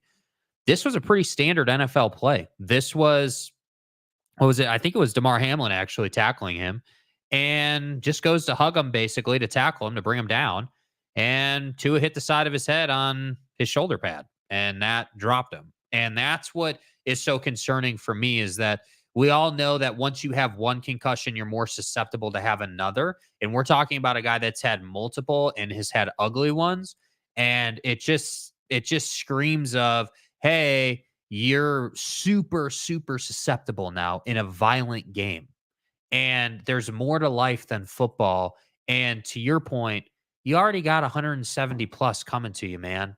And if you medically retire, like he said, you're going to get all of your money anyway. I understand it's hard to walk away from the thing you've been doing your whole life, but your life is more important than the game of football. Absolutely. And so that, for that reason alone, that's why I feel the league and the Dolphins, by extension, have a responsibility to Tua and guys in Tua's position. I think, if you brain trauma, and that conversation is different than, hey, you broke your leg, or, a bodily injury. If a guy wants to rehab his body and wants to try to come back, hey, that's his thing. We can, you can repair a broken bone, you can replace a ligament, we can do those things. Yeah, the officials can favor your team so that you win games. Like, all that happens in the NFL on a regular basis. We see that in Kansas City. But you can't replace your brain. Yeah, Chiefs. I know. You work that in as hard as you could. I know. I do that often. Yeah, nightly. I know. I think it's Tua's decision. And if he wants to play, I get it. But just understand what you're looking at. You're looking at a guy that's had 5 concussions, 3 noted in the NFL. And they are, what do his concussions have in common? That they are not concussions where you get up and you're like, yeah, I'm going to go sit over there because I don't feel good. His body seizes up, which means that is doing damage to his brainstem. That's why when you see him locked up, and I think I deleted the pictures because I hate looking at him. But when you see him locked up like that, and what's happening is a concussion is when your head slams off the side of your skull. His concussions are to the point where when his head hit Damar Hamlin's arm and then thigh, it torqued his brainstem. So the electricity in his brain stopped flowing. The electrical stimulus that powers your brain and communication stopped flowing because it jolted his brainstem. You can't come back from that. Those are permanent injuries. Anyway, I don't believe that he should play the rest of the year. If I'm into his camp, I'm telling him to retire. I think money's not an issue. If money was an issue, I could understand it. It's your family. Hey, I'm sacrificing for my family. Okay, I get it. Totally understand it. But that's not what we're talking about. You already have the money. You've done what you've secured the bag, man. And again, I can't emphasize this enough because I feel like it gets discounted all the time. The love that these guys have, for the game, their whole life is built around football, bro. Like, it's what he does. It's the fiber of his existence. So to walk away from that is, it's what Mrs. Monty always talks about with the helmet hats. Yeah. And guys being too prideful to wear them in games. And it does beg the question, if Tua wore one of those, would that make a difference? Would this have been a concussion if he was wearing one of those? Yeah. Stepanik, it should be his choice to play or not play. I don't disagree. I think it should be his choice.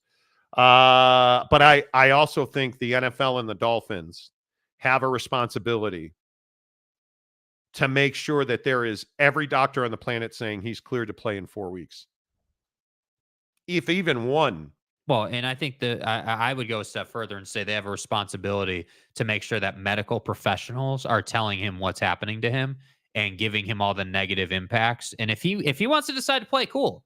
But yeah, you got to clear him. But you also, as part of that process, need to say, like, hey, every time this happens to you need to understand. Yeah. I think Tua is already messed up. Any little jolt to his head now is literally taking years off his life. Quality of life at that. Roundabout, Tua doesn't seem to have, quote, slight concussions. Totally agree.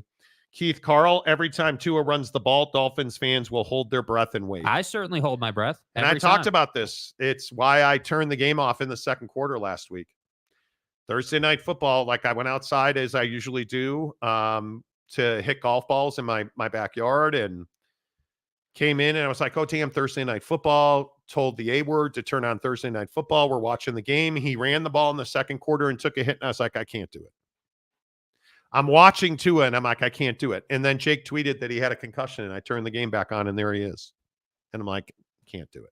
Yeah. Can't do it. Just look what it did to Brett Favre or Troy Aikman or Steve Young but the difference now is we know what it is. Yeah. You guys don't want to go. You want to know what the NFL was doing to guys? Go read Walter Payton's story. Yeah. You don't want to do that.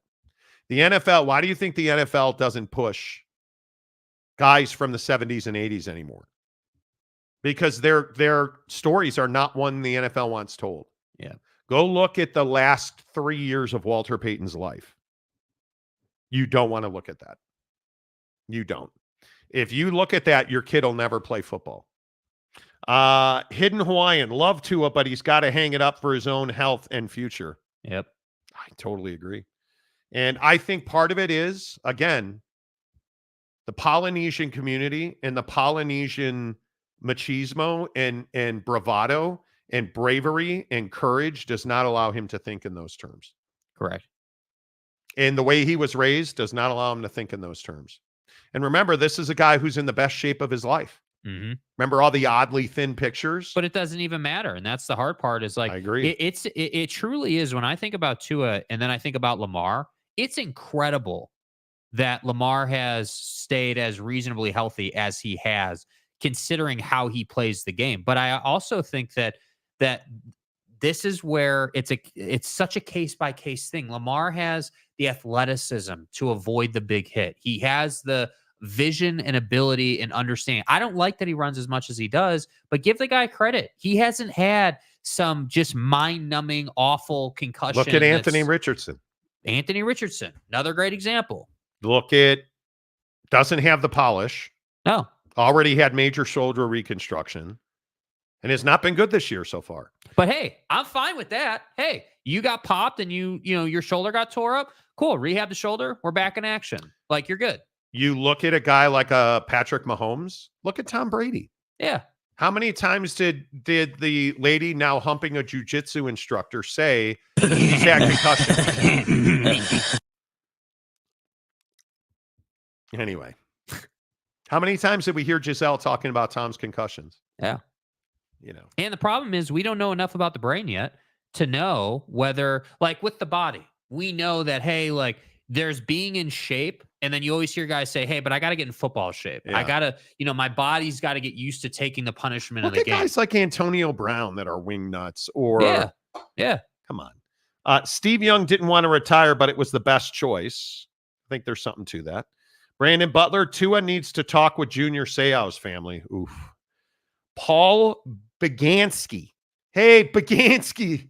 Oh, Bagansky. Sorry, Monty. Just got done working out. Hope you had a good workout. I'm almost scared because it's a non-member comment that started with sorry, Monty. When are you going to call out all of the content providers who stated completed the opposite? About what? For example, Mr. Finger in the Wind, Josh Pate, or Joe Klatt. What do you mean? What's this? He's got another comment here, a couple down here. Guess what? Florida State at 0-3 won't get much bowl payout. Can you get a refund on DJ UNIL? Boy, was that not a good deal. Boy, was that a good deal. I don't even disagree with that. Shouty, a member for 6 months. Let's go, Shouty.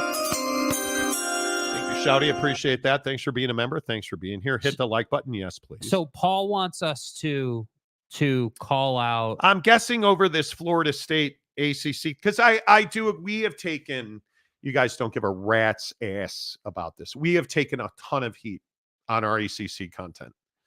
And one particular creator on a national level ripped us saying we didn't know what we were talking about. But that's very common. Everybody went, because we've really been the only ones saying that there's no path for FSU to leave. and that our belief and our sourcing is that the ACC would remain intact. We've talked about that for a year. Yeah. We told you every time we've reported, we know people, man. I've been in this business for a long time. People in TV were telling me almost from day one, the ESPN contract is boilerplate. Yeah. There's nothing controversial. And we got crushed for that. A lot of people came after us. You don't know what you're talking about. Okay. When Florida State initially took this action, what did we say? There's no clear path. They've spent tens of millions of dollars before this lawsuit trying to get out of the grant of rights, and they've never been able to do it because it's bulletproof. Yeah. Bob Bowlesby knew what he was doing, because essentially the ACC uses the Big 12, template for grant of rights. Well, and again, it needs to be said, it's ESPN, with the ACC and the Big 12 and the SEC, yeah. It is what it is. Hidden Hawaiian, you're right about the Polynesian warrior culture, but Ohana first too. I've taken a concussion from Moto and MTB, but I've had too many. I'm hanging it up. I just got lucky, but broke other bones. Listen, you can replace your hip or your knee. You can't replace your brain. And that's kind of my thing. You only get one. With the NFL. I love the NFL, man, but it's not lost on me, man. We are, in a sense, supporting these guys damaging themselves, and it's their right to choose to do that. I get it, but that doesn't mean I'm more comfortable with that. That doesn't mean that that somehow is just when I'm watching a game and I see there was one of the college games I was watching over the weekend. This guy just gets it was the BYU game. The one of the BYU guys just absolutely dropped this dude, and I was like, damn, bro, we'll see you next week. That's one of when I see a big hit now, I'm not celebrating it. I'm like, man, bro, that is rough to watch. Severe morning, great content per usual. Appreciate you. Gumby with watch the rat's emojis, ass. bro. Watch the emojis. Sam Lott, hello. Sup, my dudes. Hope all is good with y'all. It is good. We need the NBA to make a headline. Seriously. Has this not been the most quiet offseason we've ever had in the NBA? But you know what we're getting now, right? Did you guys see? The Ben Simmons, he's going to have an all-star year video came out. Did you see it? It's here again. Just saying. Chris Brickley, the world-renowned skills coach, put a video of Ben Simmons shooting. And it's every single year. Rudy Gobert's working on his three-pointer. Over under on Ben Simmons games played is set at 12. I hope at some point Ben Simmons comes back and just puts it in everybody's eye. But again, Rudy Gobert, okay, good luck. We know how that ball handling drill works out, right? Mike Chase, Tyler Batty was the smackdown that was a hard hit. Yes, it was. Batty hit. That's what I was watching. Ben Simmons has a jumper. What? Exactly right. Okay, couple of non-sports stories I want to get to today. Are you out of your mind? This is video game material right here, bro. Did you guys hear about this? Okay, so I'm a news junkie, and even this took me by surprise. So just sun rises in Beirut and over Lebanon. Everybody's doing their thing. Homeboy walks up to a bodega counter. He's buying some stuff, and all of a sudden his hip exploded. Wait, didn't that also happen at a food market, a public market? This guy is standing there literally picking out oranges. He's just standing there and his hip exploded. And it happened all over Lebanon. And people were like, what? And it turned out that their pagers on their hips were exploding. And people are like, what? Well, here's the story. It turns out they were all Hezbollah operatives. And Hezbollah, was a terrorist organization, was worried that their communications were being listened to on mobile phones. Well, we need to stop using mobile phones. We're going to pagers. Order 1,000. What is this, 1980? Order 1,000 pagers. Oh. We'll get the pagers and hand them out and communicate on pagers. Okay. Only problem with that is that the Israeli intelligence service intercepted that communication, waited for Hezbollah to order these pagers. And then the latest story I read this morning was intercepted the order at the factory and put a small amount of plastics inside of that pager and then repackaged them. Intercepted the Hezbollah order of pagers, inserted explosives inside the pager, which is not funny, it's crazy. Rebuilt the pagers, repackaged them, and sent them on their merry way to Lebanon. Because it's all part of the plan. And then one day sent a page to all of those pagers, and they all exploded. Bro. Including one next to a Iranian ambassador, I believe it was. Killing 9, maiming thousands more. Dude. Over 2,000 injuries now. Listen, I am not celebrating any of this. That is one of the craziest intel ops I have ever heard of. Yeah, I mean, it's. I was serious. Like, that's video game material. I've never heard of that being done in real life. Like, you wouldn't, in all seriousness, if you were writing an episode of 24, if you were writing an episode of any espionage show, well, why don't we do a storyline about you would never come up with intelligence inserting explosives into pagers? Never, ever would you write that script. And the thing that's so crazy about this is if you think about the logistics of pulling this off. So, because obviously key to the operation is not allowing Hezbollah to know that you're doing this, of course. So you had to go to the factory without, and just assuming that none of the factory workers could get to Hezbollah or communicate this. You had to go through what? I know. I think you said the shipment was 5,000, but there was like a thousand. It was 1,000, and the number is up in the air, but at least a minimum of 1,000 pagers. So you had to tear down and rebuild 1,000 of these at least in what, 2 days time? Oh, dude, think about the obstacle here. Where did the surveillance come from? Did you surveil them, or was that counterintelligence, shared information? So it's probably a miracle that you intercepted this information. Then you were able to intercept the order of pagers. Then somehow you got in with the manufacturer. You were able to design and manufacture this tiny plastic explosive. Yeah. People believe it's a piece of plastic explosive that was inserted in the battery compartment. So let me get this right. You got the intel, you vetted it, then you were able to intercept the order, then you infiltrated the manufacturer after only designing this micro piece of plastics, that then you infiltrated the manufacturer, tore apart the pager, put it back together with the plastics, repackaged it, and not one person told on you?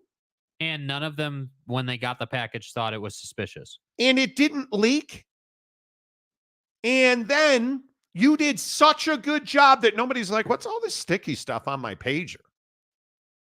Just looks like a normal pager. All right, put that on my hip. All right. I'm going to the market. Next? Who wants an orange? All right, I'll be right back. And then you send out a group text and all of these pagers explode. You killed 9 people, maimed about 2,000 others. Dude. Do you know how improbable it is just to get to the intel is improbable, then to design and offload a tiny plastic explosive in a pager and nobody told on you? That's not possible. It's insane, dude. Like I look, I don't want to be sitting here celebrating all these people dying, but I am dumbfounded as to how they pulled this off. Like, it's incredible. And again, if this is what we commonly see in a terroristic act of explosives, somebody wearing a vest, a car bomb, okay. But you got 9 people dead and 1,800 to 2,000 more injured. I don't know how you did it. I'm amazed by it. I'm not happy about it. I think, and that's isn't that the ultimate Israel-Palestine argument? Yes. Like, Palestine will never be the same. I mean, there's nothing there. There's dead bodies and rubble. Yeah. So Kamala Harris to the NABJ yesterday talking about a 2-state solution. I don't know what that looks like because Palestine's never going to be the same. No.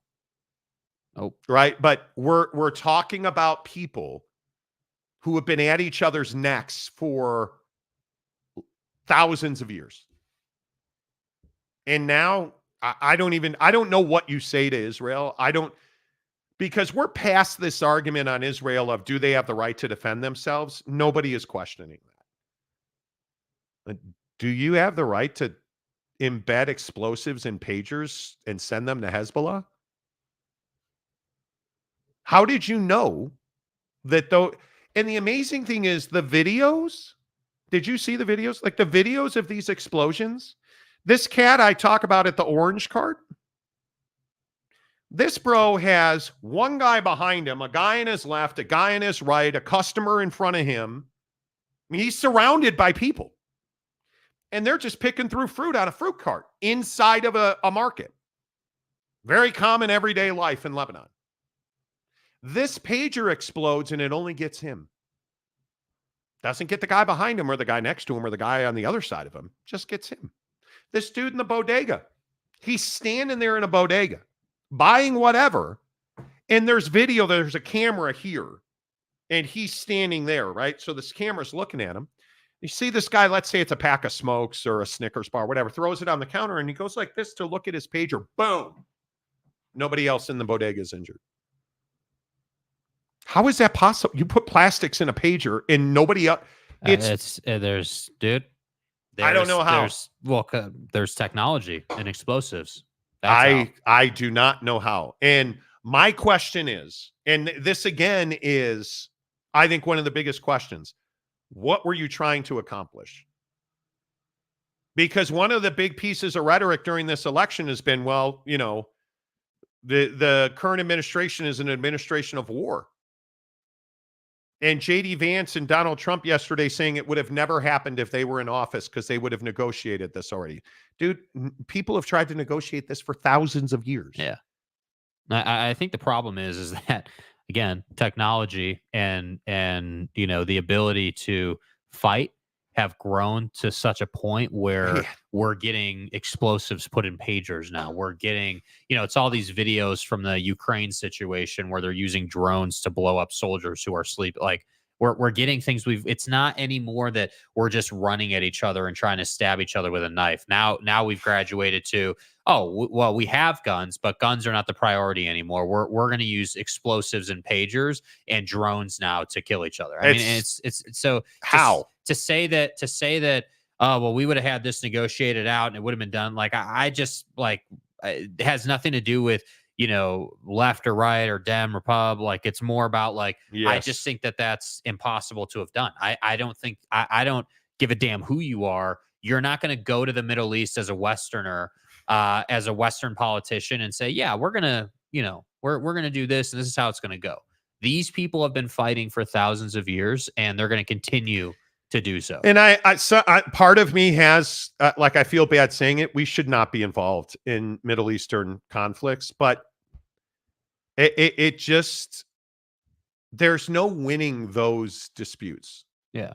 They have to play out. It's a process. Now, when we're talking about, because what's the chess match here? If you're Israel, aren't you baiting Iran? I mean, that's what you're doing here. You're baiting Iran, you're baiting Syria, like you're baiting, you know, the Qataris and the Saudis to get involved and who's going to put more money in. And I have to say, we should stop saying that there's conflict in the Middle East. It's a way of life there. It is a way of life. It's what they do. Yeah. And I don't think as Westerners, we can pretend to share that perspective. We don't know what that's like. We don't have to live that way. And that's the difference. I think that, you know, I mean, again, I think it goes back to your point about the dude at the fruit cart, right? Like think about how different your life would be in the day to day if like not even the guy that was wearing the pager. Think about all the people who have nothing to do with the conflict, generally speaking. They just happen to live there and this happens to be going on. You went to the market to get fruit for your family and buddy's hip explode. Like, what? Like, so that's what I'm saying. Like, when you hear politicians, again, Democratic or Republican, talking about solving this or a two-party solution or a two-state solution, like stop. We're not solving this. I agree. I don't think there's any way like you can pause it kind of. You can sort of like put the Band-Aid on it, but they're going to be at each other's necks for the rest of the time. And it's that particular group of nations that nobody's been able to crack the code on, because you look at geographically, you know, you're talking about Iran, which borders Iraq, which borders Jordan, Israel. Like you look at, or Syria, which borders Lebanon and Israel. You look at that piece of land. They're all neighbors with the Saudis. Like, you look at just how difficult that piece of geography is. Nobody's going to be able to solve that. And you're looking at people that are escalating their weaponry. Yeah. Are we all worried about nukes? Of course. But maybe you ought to be worried about a small piece of plastics in a pager showing up on your front door. With the nuke portion, though, I've always been a big believer that I don't care where you're living at or what your beliefs are. You understand. And everyone in the room's got a mutual respect for the fact that if nuclear war begins, we're all dying. It's over. And that, to me, has always been the thing that everyone can kind of get around. And I know that's morbid and I know that's terrible, but that's the reality of it. And so that's why I think like when Trump was president before, and he would always say, oh, well, our big red button's bigger than Kim Jong-un's or whatever. Like cool. Like, you can posture that way. But the reality is, man, like, yeah, we may have more nukes, but you're not getting away from the fact that everyone's dying. It's and look over. at the Houthis. Like, do you think they're doing that on their own? What they're doing in the Gulf and the weaponry and the technology? No, they're not. Right? It's just this. Think of it as a wolf in the forest. They're always hunting, and they have to eat. It's a way of life. They're always hunting. What is that saying? We've talked about this on the show. When you wake up in the Serengeti, or you wake up in the desert, and you wake up in the jungle in Africa, you're running all day. You're running. If you're the antelope, you're running so you don't get murked. Yep. So you don't get eaten. If you're a lion, you're running because you've got to eat and you've got to feed the pride. And you've got days until you die from starvation. And you're running every single day. And somebody's getting eaten because nobody's going to starve. And usually those who starve wind up dead. And then when they die, somebody else slides in.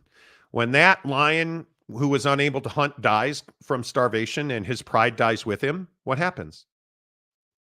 And you look at whether it is bin Laden or you look at any of the other terrorist organizations, Al-Qaeda, bin Laden's dead. Did Al-Qaeda disappear? Nope. What do college football coaches say? Just another leader. Oh, yeah. Next man up mentality. Because somebody else I'm telling you, you're out there running today, but trust me, there's people on the treadmill training to catch you. Yep. And that's the way that the Middle East has always been and will always be. So don't buy into this. Hey, we would have had it resolved already. I do believe that there's political leverage that can be used in the Russia-Ukraine situation. And there are different philosophies on how to handle that. That to me is a different situation. This Middle East stuff that is what we thought it was. And anybody who thinks they're just going to solve that I don't believe a word you say.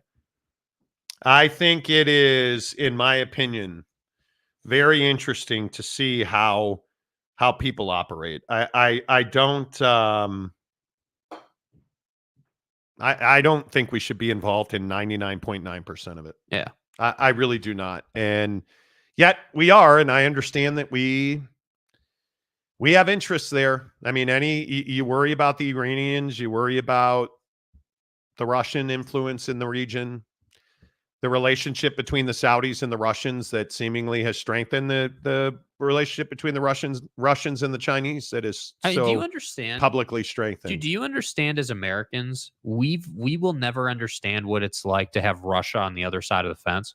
Do you understand that? Like, we have two bodies of water that are thousands of miles wide protecting us. In addition to that, we've got the best military in the world, the most well-funded. When we all bitch about paying our taxes, that's what most of it goes to. Like, we don't have to worry about these things. We don't have to, like, our biggest problem should be what DJT is saying today or JD Vance is saying today. Do you guys understand we don't ever have to worry about drones flying into our apartment buildings? Yeah. Like, what? Like, just normal. Because I think people also forget, like in Russia, they're at war with Ukraine. Right? I know that's Kamala's fault, but whatever. Which is so ridiculous. But you understand that people in Russia don't see that. Their media keeps that from them. So they see what they are, what the government and Putin wants them to see. And then one day, 3 months ago, you had the Ukrainians send in, what was it, 600 drones at once, knowing most of them will get shot down, but a good portion, over 100 made it through to the suburbs of Moscow and flew themselves armed with explosives into apartment buildings. So the message on TV in Russia is we're kicking their ass. Everything's good. Well, then how did they take our territory over the border? And what are these drones flying into my apartment building? And now it's happened multiple times. Right. And so and it's the same thing in Israel, where that situation, that those terrorists coming in and snatching bodies out of concerts and absolutely brutalizing Israeli women and American women and taking American hostages and Israeli hostages. And they didn't know that was coming. I don't think the Israelis knew it was coming. But that we don't ever have to worry about that. That does not happen in this country. And the things that we take for granted. I mean, every day that you drop your kid off at school, don't take that for granted. And every day they come home, don't take that for granted, because anymore, like this ridiculousness in Springfield with all these bomb threats on schools. And now JD Vance saying he made it up. Nice, dude. I don't even know how you would admit that on a liberal stronghold like CNN. JD Vance, I don't know how many people saw that. JD Vance essentially said he made it up, and I'm amazed by it. Yeah, but that's why I say don't take it for granted anymore. Don't take for granted that we don't worry about drones blowing up our apartment buildings. We don't worry about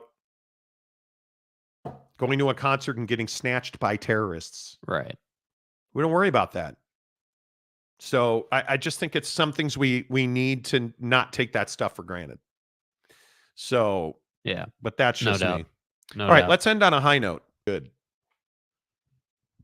Because pizza's good. I love pizza. I don't eat it because it's terrible for you. But there was this big debate online yesterday about Chicago versus New York pizza. I'm here to tell you there's not a big discernible difference in quality of taste. Now, if you're a thin crust guy, if you're a square guy, if you're a triangle guy, those are all differences. How you eat your pizza? Absolutely. Are you a triangle guy that eats like New Yorkers eat one big piece? They fold it in half. Okay, great. It doesn't taste that much remarkably different. Right. But there's a right way and a wrong way to do pizza. Let's not forget that. The right way is thin crust, party cut into squares, sausage and onion from Rosati's Pizza in Chicago. I happen to think Rosati's Pizza is some of the best pizza in the country. Whatever this thick crust, doughy BS is, stop. Yeah, I think that the conversation is around portions when it comes to making a pizza. So what I mean is the relationship between how thick the crust is versus how much cheese you're putting on it. I don't enjoy eating super thick crusted, heavy cheese pizza.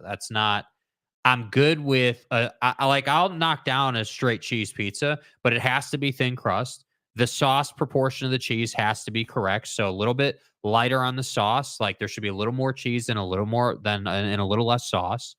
And then I want it to be crispy, right? Because I think this is the other side of the debate. Like when I think about New York pizza, it's not crispy bottom pizza. No. It's cooked all the way, but it's really flexible. It's really pliable. Yeah, it's so you dough. can fold it. It's dough. Yeah. Yeah. But like I don't necessarily enjoy it that much that way. I like, much like you, I like a thin crust. Sausage and onion, pineapple and onion. Like there are a variety of different toppings I can go for, but I want it to be a nice crispy piece of pizza. I want a nice, I love a 4-cheese blend. Straight mozzarella is not like I'll eat it, but it's not really my favorite. No. I like a blend. And then I love, like at Rosati's, they put, rosemary and oregano on top. Just a little sprinkling on top once the pizza's done. Love it. Absolutely, positively love it. And on occasion, I am more than happy to dip my party cut, square cut, thin crust, crispy pizza in a bit of ranch. More than happy to. I am a fan of the ranch. Yeah. My wife, what's going on? She needs to do her job. So my wife usually makes me a bowl of oats every morning on the stovetop, like she boils them. Yeah. She didn't do that today because she felt like having a protein shake. What is this world coming to? I don't know. My pizza is oregano's in Arizona for all my Phoenicians. I'm a fan. I don't think there's much room for error with me, especially where I'm at now. Pepperoni is disgusting. Yeah. If you eat pepperoni, let us know what it's like in that country, because here in America, we don't do that.